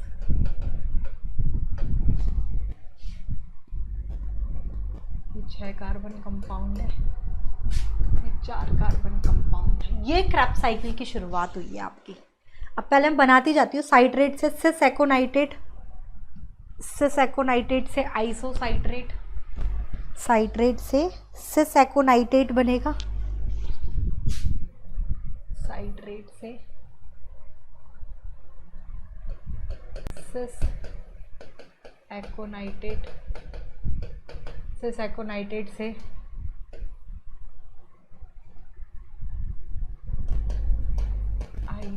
पहले बनाते जाओ, then I will explain you what is happening over here. NCERT में है, लेकिन एनसीईआरटी ने डिटेल नहीं दे रखा। ऑक्सैलोसक्सिनेट, फिर अल्फा कीटो गुल्टारेट, ऑक्सैलो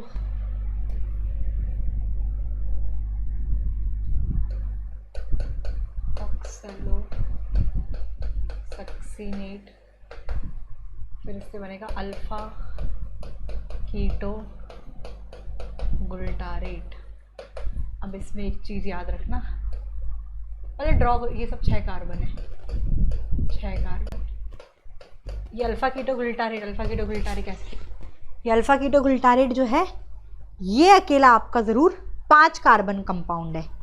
अब 6 कार्बन से 5 कार्बन बना, यानी कि 1 कार्बन कहीं ना कहीं लॉस हुआ होगा। वो कहाँ क्या हुआ बता देंगे। देखो साइट्रेट बना, पहले साइट्रेट से सिस एकोनाइट्रेट, सिस एकोनाइट्रेट से आइसोसाइट्रेट, आइसोसाइट्रेट से ऑक्सैलोसक्सिनेट, ये सब 6 कार्बन है। ऑक्सैलोसक्सिनेट से अल्फा कीटो गुल्टारेट, ये 5 कार्बन कंपाउंड था। अल्फा कीटो गुल्टारेट से succinyl coenzyme A, alpha keto glutarate से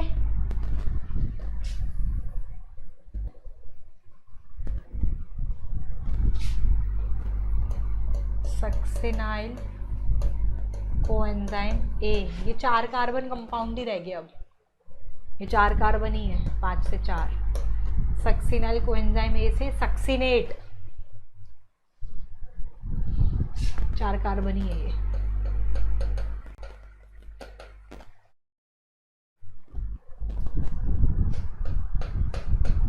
ठीक है, अल्फा कीटो गुल्टारेट, फिर अल्फा कीटो गुल्टारेट से सक्सिनाइल कोएंजाइम ए जो कि 4 कार्बन कंपाउंड, सक्सिनेट, सक्सिनेट से फ्यूमरेट, फ्यूमरेट से मैलेट, और वापस से ये सक्सिनेट, सक्सिनेट से फ्यूमरेट, फ्यूमरेट से मैलेट, फ्यूमरेट, फ्यूमरेट से मैलेट, और मैलेट से ये दोबारा ऑक्सैलो एसीटेट। ये सब 4 कार्बन ही है। ठीक है, अब ये इस तरीके से होता है। This is the Krebs cycle. बीच में लेकिन कौन कौन से एंजाइम है, कहाँ कितना एटीपी का खर्चा आ रहा है, क्या हो रहा है, ये मैं बताती जाती हूँ। ठीक है, ये सबसे पहले ऑक्सैलो एसीटेट से 4 कार्बन से जो ये साइट्रेट बना 6 कार्बन, तो अब मुझे 2 कार्बन ऐड करने हैं ना, 2 कार्बन ऐड करने हैं, तो ये 2 कार्बन ऐड यहाँ से होंगे, यहाँ से होंगे 2 कार्बन ऐड। इसमें आपका H2O भी चाहिए होता है और कोएंजाइम में रिलीज होता है। तो ये 4 में 2 कार्बन ऐड हुए तो साइट्रेट बन गया। ठीक है, अब यहाँ पर H2 वापस निकल जाता है। फिर ये साइट्रेट से सिस एकोनाइट्रेट बन रहा है in the presence of enzyme, in the presence of enzyme. मैं कैसे लिखूँ यार, यहाँ पर एको नाइटेज, फिर से सैकोनाइट्रेट से iso citrate in the presence of enzyme, वही एको नाइटेज। फिर सैकोनाइट्रेट से आइसो साइट्रेट बनता है इन द प्रेजेंस, इसमें H2O वापस अंदर जा रहा है, H2O, ये आइसो साइट्रेट बन गया। आइसो साइट्रेट से 6 कार्बन से ये आपका ऑक्सैलो सक्सिनेट, ये 6 कार्बन ही है, ये बनता है in the presence of enzyme. इसमें एंजाइम का रोल है आइसो साइट्रेट एंजाइम के प्रेजेंस में, और यहाँ पर NADH2 का फॉर्मेशन होगा। यहाँ पर NADH2 बना दो, NAD से NADH2 in the presence of enzyme, in the presence of enzyme iso citrate. अब ऑक्सैलो सक्सिनेट से अल्फा 6 कार्बन से 5 कार्बन, CO2 निकालोगे, ऑब्वियस सी बात है, डी कार्बोक्सिलेस एंजाइम की प्रेजेंस में होता है। ये डी कार्बोक्सिलेशन हो गया। ठीक है, डी कार्बोक्सिलेशन हो गया, 6 कार्बन से 1 निकला तो 5 कार्बन अल्फा कीटो गुल्टारेट बन गया। ठीक है, अब अल्फा कीटो गुल्टारेट से सक्सिनाइल कोएंजाइम ये बनता है, अगेन 4 कार्बन है, यानी कि एक CO2 फिर निकालना पड़ेगा मुझे। यहाँ CO2 निकलता है, कोएंजाइम में ऐड होता है, 5 से 4 रह गया ना, तो एक CO2 फिर निकाला। लेकिन जब अल्फा कीटो गुल्टारेट से सक्सिनाइल कोएंजाइम ए बनता है, ये डिहाइड्रोजनेज कॉम्प्लेक्स NAD से NADH2 बनता है। इस दौरान भी एक NADH2 का फॉर्मेशन यहाँ भी हो रहा है।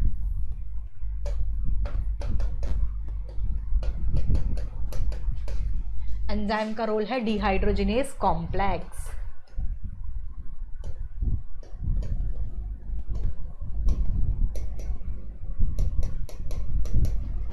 ठीक है, फिर सक्सिनाइल कोएंजाइम ए से सक्सिनेट बन रहा है, इसमें एक GTP का फॉर्मेशन होता है, GDP से GTP, थायोकाइनेज एंजाइम की प्रेजेंस में होगा, थायोकाइनेज। यहाँ पर GTP बनेगा, सक्सिनाइल कोएंजाइम से सक्सिनेट बनेगा GDP, इक्वलेंट टू ADP यही है, एक GTP बन जाता है, इक्वलेंट टू ATP होता है in the presence of enzyme thiokinase. इसमें भी कोएंजाइम में रिलीज हो जाएगा, निकाल दो। फिर सक्सिनेट से फ्यूमरेट बनेगा, सक्सिनेट डिहाइड्रोजिनेस एंजाइम की प्रेजेंस में, और यहाँ पर एक FADH2 बनता है। यहाँ पर बनाऊंगी मैं एक FADH2 in the presence of enzyme, in the presence of enzyme succinate dehydrogenase, succinate dehydrogenase, fumarate से malate in the presence of enzyme fumarase, फिर मैलेट से ऑक्सैलो एसीटेट बनेगा डिहाइड्रोजिनेस एंजाइम की प्रेजेंस में, डिहाइड्रोजिनेस एंजाइम की presence में, dehydrogenase enzyme की presence में। और यहाँ पर भी मैं एक NADH2 बनाऊंगी।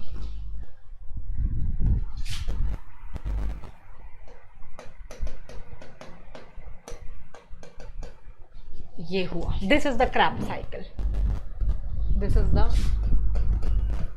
Krebs cycle. NCERT वर्जन तो बाद में बताऊंगी, NCERT वर्जन तो बाद में क्लियर करूंगी, क्लियर हो जाएगा। ये समझ में आ गया ना? अब मैं आपको बता देती हूँ कि एग्जैक्टली क्या हो रहा है, ठीक है? एक बार पहले मेरी राम कहानी यहाँ से सुन लो, फिर मैं आपको बता दूंगी। देखो पहले समझ लो अब यहाँ तक का एक बार, फिर मैं NCERT पढ़ के सुनाऊंगी तो तुम्हें ऐसे समझ में आ जाएगी। एक सेकेंड, सब कुछ फर्स्ट क्लास चल तो रहा है ना? हाँ, अब ध्यान से सुनना। सबसे पहला स्टेप एरोबिक रेस्पिरेशन ही पढ़ा रही हूँ, फर्मेंटेशन पे इसलिए पहले आई ही नहीं तुम्हारे।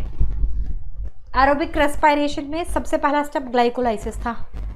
ग्लाइकोलाइसिस में पढ़ा दिया ना पूरा, ग्लूकोज का ब्रेकडाउन से 2 मॉलिक्यूल ऑफ पायरुविक एसिड बनते थे, मैंने भी एक ही मॉलिक्यूल लगाया है, ठीक है, पायरुविक एसिड। फिर चलता था लिंक रिएक्शन, पायरुविक एसिड से एसिटाइल कोएंजाइम में बन जाता था। मैंने बताया भी था एसिटाइल कोएंजाइम में ग्लाइकोलाइसिस, ग्लाइकोलाइसिस का एंड प्रोडक्ट ही था पायरुविक एसिड, और क्रैब साइकिल के बीच का कनेक्टिंग लिंक है, ठीक है। अब क्या होता है, ये ऑक्सैलो एसीटेट से साइट्रेट बनेगा, कंडेंसिंग एंजाइम साइट्रेट सिंथेस की प्रेजेंस में। ऑक्सैलो एसीटेट 4 कार्बन कंपाउंड से साइट्रेट बना इन the presence of condensing enzyme citrate synthase, और ये एसिटाइल कोएंजाइम के 2 कार्बन यहाँ पे देखा तो 4 और 2 ये 6 कार्बन कंपाउंड साइट्रेट बन गया। साइट्रेट से सिसैकोनाइट्रेट बनता है, सिसैकोनाइट्रेट से आइसोसाइट्रेट बनेगा in the presence of enzyme aconitase. Isocitrate से ऑक्सैलोसक्सिनेट का फॉर्मेशन होता है in the presence of enzyme isocitrate, और इसमें एक NADH2 बनता है। जब आइसोसाइट्रेट से ऑक्सैलोसक्सिनेट बन रहा है तब एक NADH2 का फॉर्मेशन हो रहा है। ऑक्सैलोसक्सिनेट से एक अल्फा कीटोगुल्टारेट बनता है। ऑक्सैलोसक्सिनेट 6 कार्बन कंपाउंड है, अल्फा कीटोगुल्टारेट 5 कार्बन, तो 6 में से 1 कार्बन यानी कि उड़ा दो तो एक CO2 निकाल दिया, डीकार्बोक्सिलेशन हुआ, अल्फा कीटोगुल्टारेट बन गया। अल्फा कीटोगुल्टारेट से सक्सिनाइल कोएंजाइम बनेगा। अल्फा कीटोगुल्टारेट 5 कार्बन कंपाउंड था, सक्सिनाइल कोएंजाइम में 4 कार्बन कंपाउंड, तो 1 कार्बन और निकाल दो, ये CO2 और निकाल दिया। डिहाइड्रोजनेस कॉम्प्लेक्स की प्रेजेंस में होता है, यहाँ पर भी एक NADH2 बनता है। फिर सक्सिनाइल कोएंजाइम में से सक्सिनेट बनता है in the presence of enzyme thiokinase, और इस दौरान एक GTP का फॉर्मेशन होता है which is equivalent to ATP। Succinate से फ्यूमरेट, इस दौरान एक FADH2 बनता है in the presence of enzyme succinate, dehydrogenase हो रही है। फ्यूमरेट से malate in the presence of enzyme fumarate, और मैलेट से oxaloacetate in the presence of enzyme dehydrogenase, और इस दौरान भी एक NADH2 का फॉर्मेशन होता है। अब इसमें जो कुछ भी मैंने ये तो जो लिखा था वो पढ़ के सुना दिया, जो जो क्वेश्चन आते हैं वो सुन लो। तो साइकिल की कनेक्टिंग लिंक पूरी याद होनी चाहिए। पहला पॉइंट, ग्लाइकोलाइसिस का एंड प्रोडक्ट पायरुविक एसिड था। ग्लाइकोलाइसिस, पायरुविक एसिड तो ग्लाइकोलाइसिस का ही प्रोडक्ट है ना, और ये क्रैब साइकिल, इसके बीच का कनेक्टिंग लिंक एसिटाइल कोएंजाइम ए है, इसीलिए इसे लिंक रिएक्शन या गेटवे रिएक्शन भी हम कहते हैं।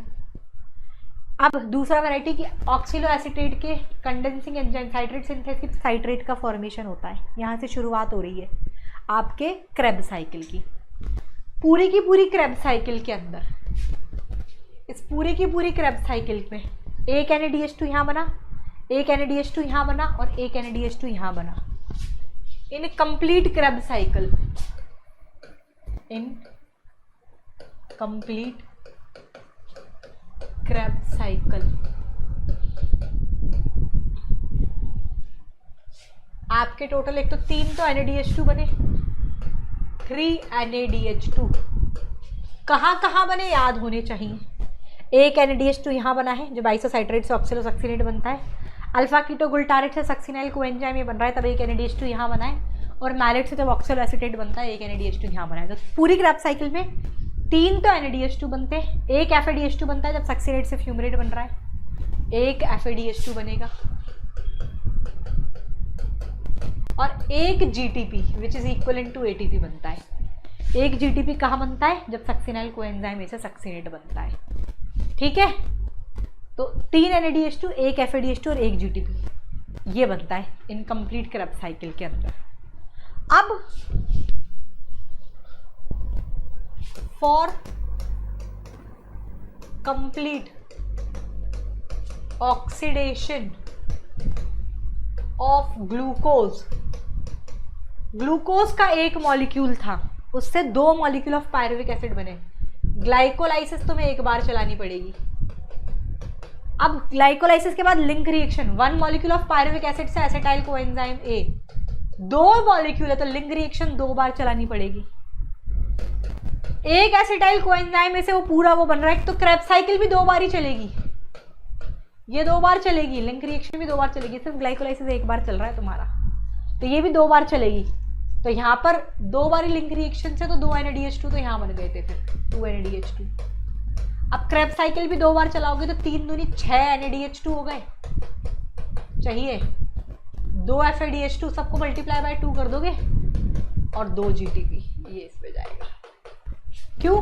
क्योंकि मुझे लिंक रिएक्शन और क्रेब्स साइकिल दोनों 2 बार चलानी पड़ेगी। क्यों चलानी पड़ी समझ में आ गया ना, क्योंकि एसिटाइल कोएंजाइम के 2 मॉलिक्यूल बने ना भैया, पायरुविक एसिड 2 मॉलिक्यूल थे, लिंक रिएक्शन भी 2 बार चलाऊंगी और क्रेब्स साइकिल भी मैं 2 बार ही चलाऊंगी, इसीलिए ऐसा हो रहा है।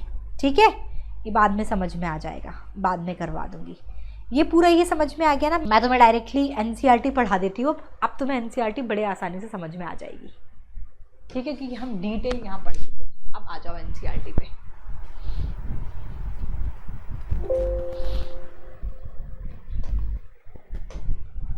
अब देखो NCERT में ऑक्सोलोएसिटेट से साइट्रेट, साइट्रेट से डायरेक्ट अल्फा कीटोगुल्टारेट दे रखा है, वो ये पूरा उड़ा दिया उसने, ये साइट्रेट से सैकोनाइट्रेट, आइसोसाइट्रेट, ऑक्सोलोसक्सिनेट उड़ा दिया डायरेक्ट अल्फा कीटोगुल्टारेट। अब सक्सिनाइल कोएंजाइम में उड़ा दिया, बीच में बना दिया NADH और वो सक्सिनेट से सक्सिनिक एसिड उड़ा दिया पूरा, ये फ्यूमरेट मैलेट उड़ाता जा रहा है, मतलब पूरा स्टेप्स नहीं दे रखी, पर उसने ये बता दिया कि ये एक NADH2 यहाँ बना, एक NADH2 यहाँ बना और एक NADH2 यहाँ बना, तो 3 तो NADH2 बन गए, एक FADH2 बना और एक GTP बना। तो बनाया तो उसने वही है, लेकिन स्टेप उड़ा दिए वो हमने, लेकिन पूरे देख लिए। ठीक है, अब मैं ये पढ़ के तुम्हें सुना देती हूँ यहाँ तक, तो तुम्हें चीज़ें समझ में आ जाएंगी। ये देखो देखो the reaction is citrate synthase coenzyme is red, फिर साइट्रेट आइसोमरेज होगा, आइसोसाइट्रेट बनेगा, फिर 2 सक्सेसिव स्टेप ऑफ डीकार्बोक्सिलेशन होगा, क्योंकि 6 से 5 अल्फा कीटोगुल्टारेट, फिर 5 से 4 सक्सिनेट, सक्सिनाइल कोएंजाइम में बना था जिससे अल्फा कीटोगुल्टारिक एसिड बनेगा 5 कार्बन कंपाउंड, और फिर सक्सिनाइल कोएंजाइम में बनेगा 4 carbon compound. In the remaining step of citric acid cycle succinyl coenzyme का ऑक्सीडेशन होता रहेगा, फाइनली ये आपका ऑक्सोलोएसिटिक एसिड ही बनाएगा। And during the conversion of, जब सक्सिनाइल कोएंजाइम ए से सक्सिनिक एसिड बनेगा तब आपका एक मॉलिक्यूल ऑफ क्या क्या बन रहा है, एक मॉलिक्यूल ऑफ GTP बनता है। ठीक है, this is a important. GTP का फॉर्मेशन क्रेब्स साइकिल में होता है सबस्ट्रेट लेवल फॉस्फोराइलेशन के दौरान। ठीक है, GTP जो बनता है ना सबस्ट्रेट लेवल फॉस्फोराइलेशन से बनता है, ये याद रखना। In a coupled reaction GTP GDP में ठीक है साइमल्ट ATP का फॉर्मेशन बताया इक्वलेंट टू ATP आपके 3 बार। Also there are 3 point in the cycle जहाँ पर NADH2 बनेगा, और एक जगह है साइकिल में जहाँ पर FADH2 बनता है। ठीक है, तो continued oxidation of acetyl coenzyme का TCA साइकिल को करने के लिए आपके 2 बार ही चलाने पड़ेंगे।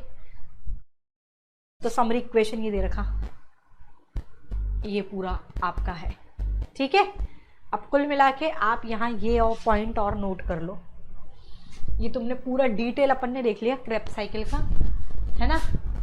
ये जो GTP का फॉर्मेशन हुआ है ना, ये लिख लो, ये जो GTP बनता है ना, ये बनता है सबस्ट्रेट, ये इंपॉर्टेंट एक क्वेश्चन आता है सबस्ट्रेट लेवल फॉस्फोराइलेशन पे। Substrate release the energy for the formation of this substrate level spelling mistake कर दी।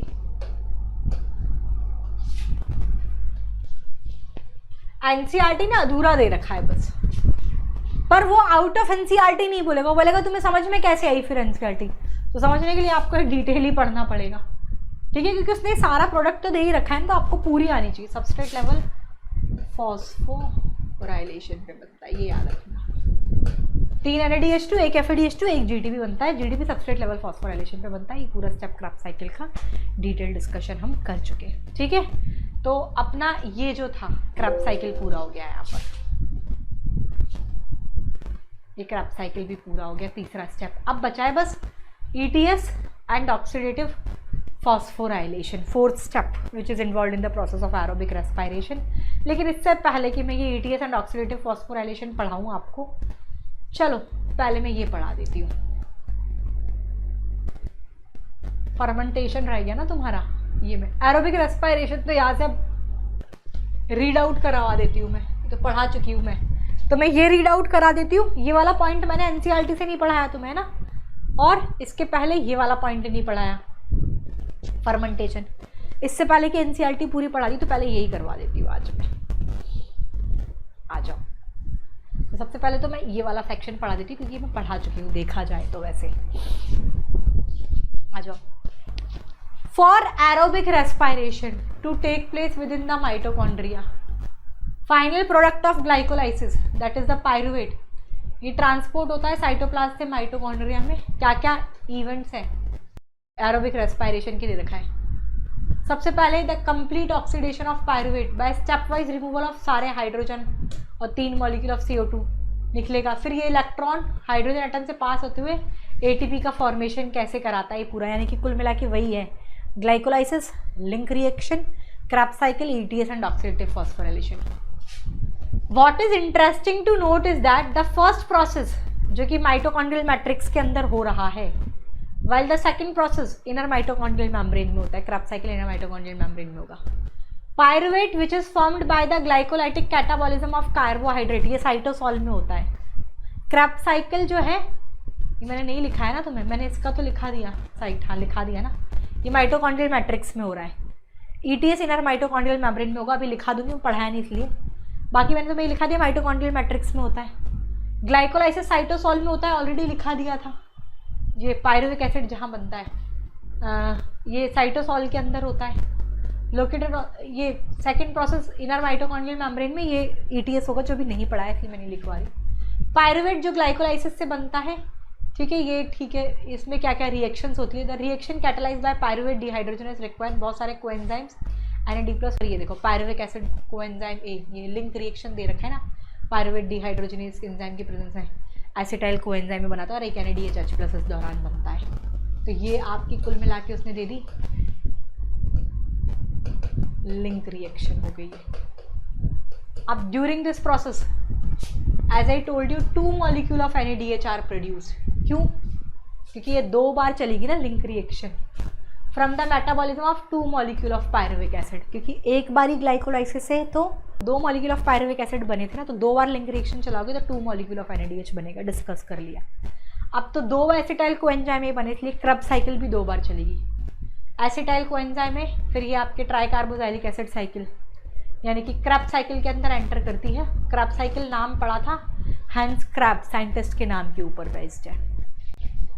तो कुल मिला के वही राम कहानी NCERT ने इस तरीके से दे रखी जो हम पढ़ चुके हैं कि भाई पहले तो ग्लाइकोलाइसिस जो साइटोसॉल में ही होता है, लिंक रिएक्शन भी साइटोसॉल में होता है, फिर आपका क्रैब्स साइकिल माइटोकॉन्ड्रियल मैट्रिक्स में होगा, ETS and oxidative phosphorylation inner mitochondrial membrane में होता है।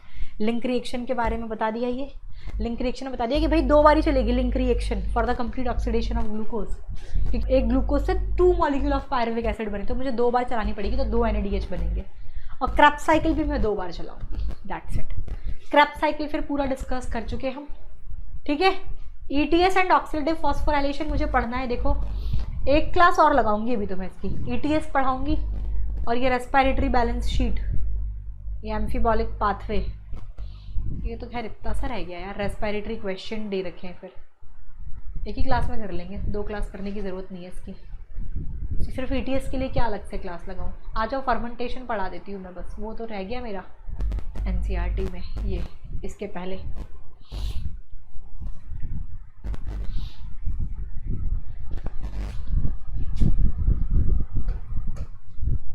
ये मैं आपको पढ़ा देती हूँ फर्मेंटेशन, ठीक है, ये मैं आपको इसमें पढ़ा देती हूँ। ये हम डिस्कस करेंगे बेटा फर्मेंटेशन वाला सेक्शन, एक सेकंड रुक जाओ। फिर उसके बाद बस ETS रह जाएगा मेरा मेजर टॉपिक, तो which is a time taking one, otherwise बाकी फिर सब में समय नहीं लगेगा, ठीक। चलो तो पहले फर्मेंटेशन डिस्कस कर ले बेटा, फिर आगे अपन ये सारी चीज़ें पढ़ लेंगे। फर्मेंटेशन इसी से पढ़ाऊँगी, ETS एंड ऑक्सीडेटिव फॉस्फोराइलेशन ये सब हम उधर पढ़ लेंगे, ठीक है। फर्मेंटेशन में भी आप अल्कोहलिक फर्मेंटेशन है, लैक्टिक एसिड फर्मेंटेशन है, ये 2 चीज़ें तो है ही सही तुम्हारे। यार ये तो मैं तुम्हें साइकिल बनवाऊंगी, इससे तो क्वेश्चन आ जाता है। इसमें NCERT ने ये इस फॉर्मेट में दे रखा है, ये मैं करवा देती हूँ। लेकिन हेडिंग डाल लो बेटा फर्मेंटेशन।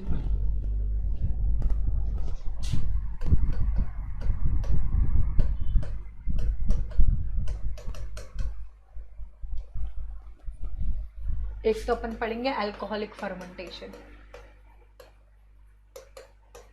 ड्रॉ कर देती हूँ फिर समझाती हूँ क्या है, ठीक है। और एक आप पढ़ोगे लैक्टिक एसिड फर्मेंटेशन, 2 ही चीज़ें पढ़नी है, ठीक है। ये दोनों पढ़ना है, इनकी साइकिल आनी चाहिए। थ्योरेटिकली तो दिक्कत आएगी नहीं तो याद रखने में, मैं इजी फॉर्मेट में लिखवा देती हूँ।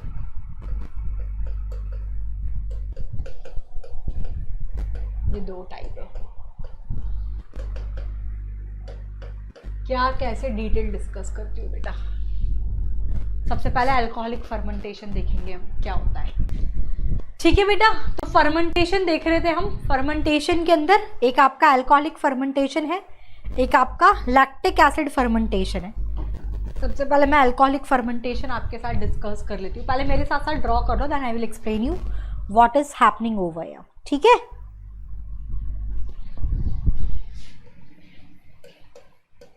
ये ग्लूकोज है, ग्लूकोज से 3PgAl, ठीक है। ग्लूकोज से 3PgAl बनता है, 3PgAl से 2 pyruvic acid, 2 molecule of pyruvic acid. फिर यहाँ पर बीच में अल्कोहलिक फर्मेंटेशन के अंदर आपका एसिटाल्डिहाइड बनेगा, ठीक है। CH3CHO, पायरुविक एसिड से 2CH3CHO, और फिर आपका इससे आपका 2C2H5OH ये आपका बनता है। ये पायरुवेट डिहाइड्रोजिनेस और ये अल्कोहल डिहाइड्रोजिनेस एंजाइम की प्रेजेंस में ये बनता है। अल्कोहल डिहाइड्रोजिनेस एंजाइम की प्रेजेंस में ये बनता है पायरुवेट डिहाइड्रोजिनेस एंजाइम की प्रेजेंस में। यहाँ पर आपके 2 ATP का खर्चा लग गया और यहाँ पर भी 2 ATP का खर्चा शुरुआत में ही लग जाता है। और यहाँ पर 2 NADH+ बनता भी है, वो यही ड्यूरिंग द प्रोसेस ही यूटिलाइज हो जाता है। और शुरुआत के स्टेप में 2 ATP का खर्चा लगा और यहाँ पर 2 ATP खर्च हो गए,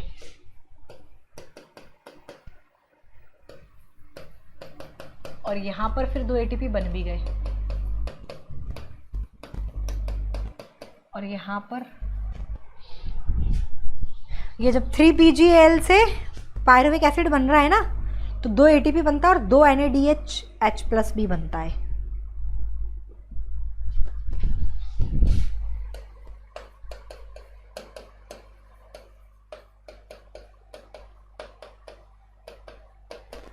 ये बनता है और ये यहाँ पर भी ऐसा ही हो रहा है। फिर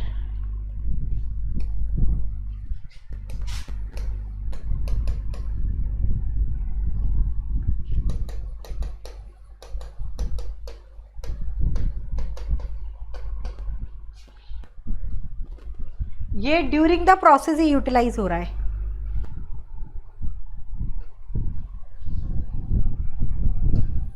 ड्यूरिंग द प्रोसेस ही यूटिलाइजेशन इसका हो जाता है, ठीक है। और ये पायरुवेट डिहाइड्रोजिनेस की प्रेजेंस में हो रहा है। यहाँ पर 2 CO2 निकलता भी है। This is the thing. बस अब देख लो, ठीक है।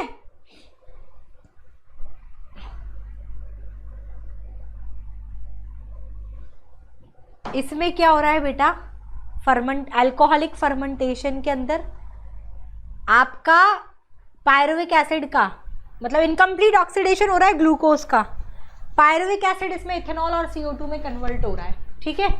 अल्कोहलिक फर्मेंटेशन से जो क्वेश्चन आता है ना वो आता है ग्लूकोज से 3PgL बना, 3PgL से पायरुविक एसिड, पायरुविक एसिड से CH3CH और फाइनली 2C2H5OH अल्कोहल का फॉर्मेशन होता है।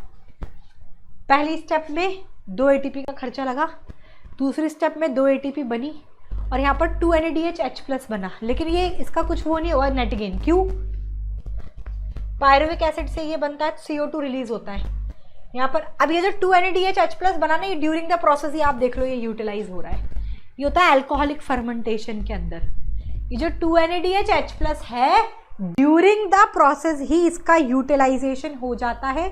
शुरुआत की स्टेप में 2 ATP बनी थी, 2 ATP का खर्चा लगा था, दूसरी स्टेप में 2 ATP बनी और यहाँ पर भी ना ऐसा होता है, मैं आपको बता दूँ 3PgL से बीच में बहुत सारी चीज़ें होती है ना, ऐसे थोड़ी कि 3PgL से डायरेक्टली ये बन गया, बीच में और भी स्टेप्स आएंगी। ये वाला जो स्टेप है ना यहाँ पर भी 2 ATP बनते हैं, यहाँ पर भी 2 ATP बनते हैं।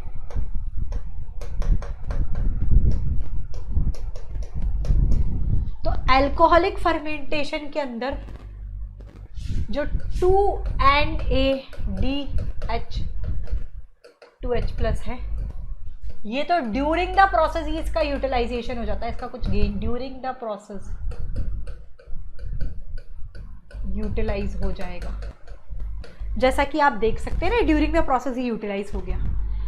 2 ATP यहाँ बने, 2 ATP यहाँ बने, इसमें 4 ATP बनते हैं, 4 ATP फॉर्म्ड, ठीक है, 2 यूटिलाइज हो जाते हैं, इसीलिए नेट गेन ऑब्वियस सी बात है, एनारोबिक रेस्पिरेशन है ना तो 2 ATP का ही होगा। अल्कोहलिक फर्मेंटेशन में CO2 रिलीज होता है, इसमें CO2 रिलीज होगा। अल्कोहलिक फर्मेंटेशन में पॉइंट है, जब पायरुविक एसिड से ये बन रहा है तब देखो CO2 रिलीज हो रहा है, ठीक है। इसमें पायरुवेट डिहाइड्रोजनेस एंजाइम भी और अल्कोहल डिहाइड्रोजनेस एंजाइम भी है, ठीक है। इसमें CO2 रिलीज होता है, 4 ATP बनते हैं, 2 का खर्चा आ जाता है, नेट गेन 2 ATP का और NADH+ जो है वो वहीं यूटिलाइज हो जाते हैं। लैक्टिक एसिड फर्मेंटेशन की बात करेंगे, देखो क्या हो रहा है।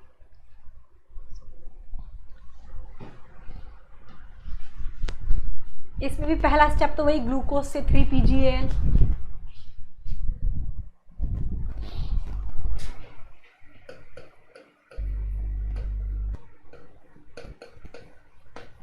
दो ATP का खर्चा लग जाएगा पहली ही स्टेप में।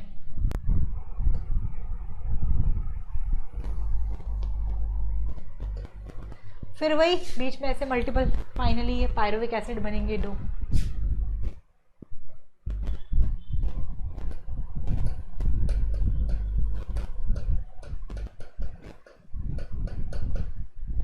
बट इसमें क्या होता है ना, कोई बीच का स्टेप नहीं है, इसमें पायरुविक एसिड से डायरेक्टली आपका लैक्टिक डिहाइड्रोजनेस एंजाइम की प्रेजेंस में लैक्टिक एसिड बन जाएगा C3H6O3 2।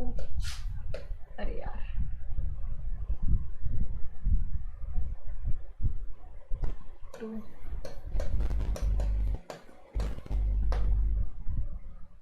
ठीक है। In the presence of enzyme lactate dehydrogenase enzyme की प्रेजेंस में ऐसा हो रहा है। वही राम कहानी इसकी तरह, पहले में 2 ATP का खर्चा लगा, फिर ये ऐसे यहाँ पर मैंने 2 ATP खर्च कर दिए,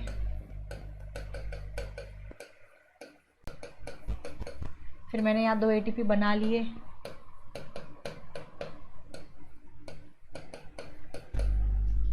ठीक है। 2 NAD+ से मेरे 2 NADH से ये बन गया, यहाँ पर मेरे 2 ATP फिर बन गए,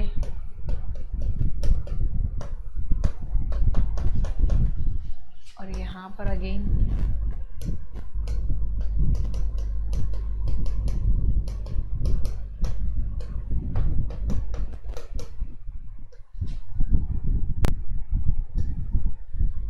ड्यूरिंग द प्रोसेस ही यूटिलाइज हो जाते हैं। ठीक है, बस इसमें कोई CO2 रिलीज नहीं होता, नो CO2 रिलीज। हमें ये तो पता ही है कि 2 ही ATP बनने हैं, अल्कोहलिक फर्मेंटेशन चाहे लैक्टिक एनारोबिक रेस्पिरेशन है ना, तो टोटल 2 ATP यहाँ बने, 2 ATP। इसमें भी ये होगा कि 2 NADH plus 2H plus utilised during the process. ये तो ड्यूरिंग द प्रोसेस ही यूटिलाइज हो जाएगा। 4 ATP बनते हैं टोटल, 2 ATP यहाँ, 2 ATP यहाँ, उसमें से 2 ATP यूटिलाइज हो गए पहले स्टेप में, 2 ATP का खर्चा लग गया, तो इसमें भी नेट गेन जो है 2 ATP का होता है। That's it. पर लैक्टिक एसिड फर्मेंटेशन में ये सिर्फ लैक्टेट डिहाइड्रोजनेस एंजाइम की प्रेजेंस में पायरुविक एसिड से डायरेक्टली ये लैक्टिक एसिड बन जाता है। ये लैक्टिक एसिड है, ये बन गया। इसमें कहीं पर भी CO2 रिलीज नहीं होता, ये आपको प्रोसेस में भी दिख रहा है, बट ये हम स्पेसिफिकली हाईलाइट करके लिख लेंगे कि इसमें कहीं पर भी CO2 जो है ये आपका रिलीज नहीं हो रहा है। ठीक है, तो ये मैंने अपनी तरफ से फर्मेंटेशन के दोनों टाइप जो पढ़ाने थे, that is the alcoholic fermentation and the lactic acid fermentation. ये साइकिल याद होना चाहिए। इस साइकिल से ये क्लियर हो गया कि अल्कोहलिक फर्मेंटेशन में तो CO2 रिलीज होता है, ये बेसिक क्वेश्चन आ जाता है, और लैक्टिक एसिड फर्मेंटेशन में CO2 रिलीज नहीं होता। नेट गेन दोनों में ही 2 ATP का होगा। 4 ATP बनते हैं, 2 का खर्चा लग जाता है, 2 बचते हैं। 2 NADH2 दोनों जगह बन रहे हैं, लेकिन वो ड्यूरिंग द प्रोसेस ही इनका यूटिलाइजेशन हो जाता है। That's it. Alcoholic fermentation pyruvic acid से ये इंटरमीडिएट स्टेप याद रखना, पायरुविक डिहाइड्रोजनेस के एंजाइम की प्रेजेंस में फिर अल्कोहलिक डिहाइड्रोजनेस से अल्कोहल बनेगा और इसमें डायरेक्ट लैक्टिक एसिड बन जाता है लैक्टेट डिहाइड्रोजनेस की प्रेजेंस में। इसमें CO2 निकलता है, इसमें कहीं नहीं निकलता। That's it. ये अपने पैटर्न पे तो पढ़ा दिया मैंने तुम्हें, आ जाओ अब NCERT डिकोड कर लेते हैं।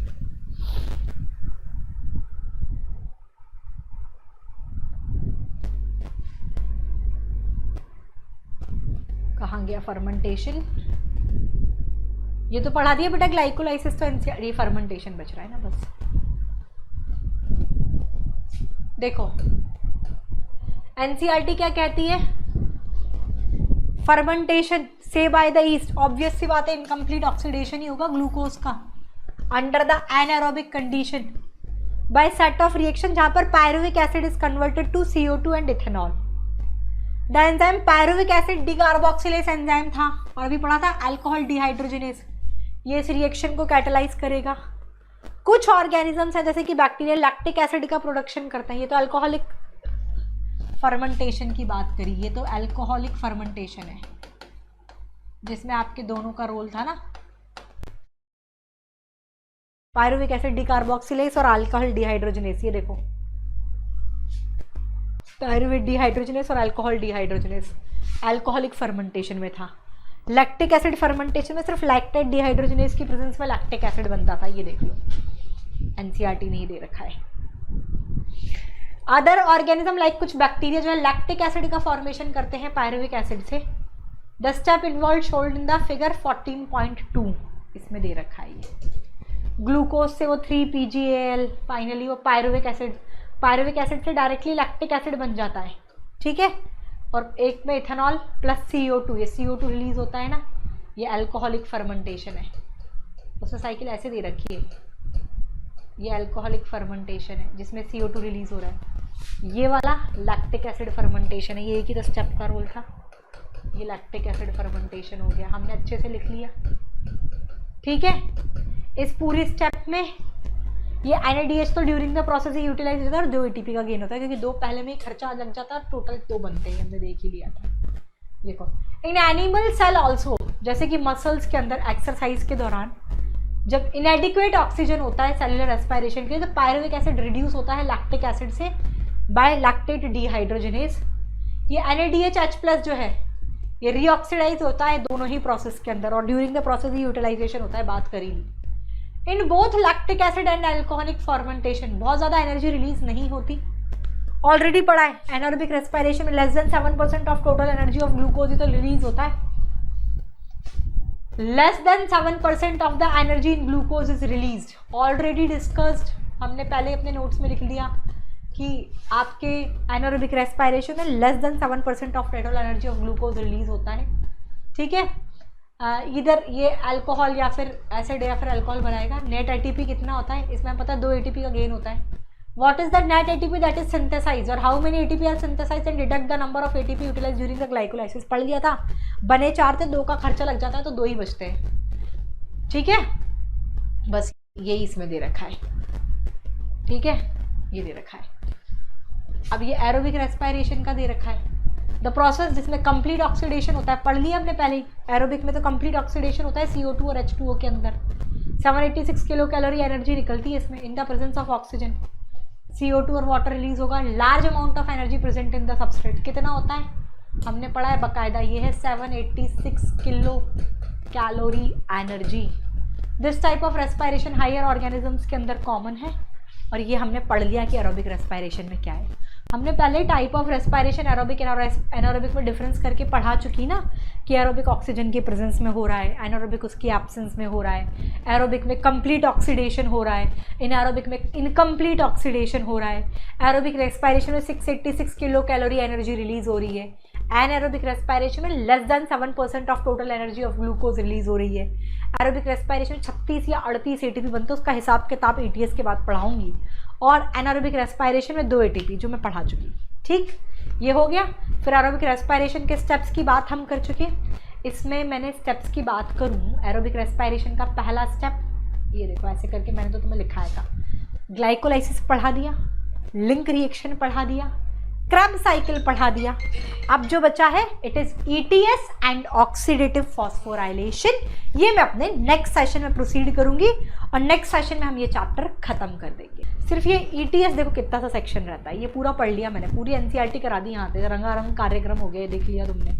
ये मेरे को नेक्स्ट क्लास में पढ़ाना है आपको, ETS and oxidative phosphorylation. Major topic तो यही है बस नेक्स्ट सेशन का। उसके बाद बस ये रेस्पिरेटरी बैलेंस शीट है, वो हमने पूरा पढ़ लिया तो आ जाएगा।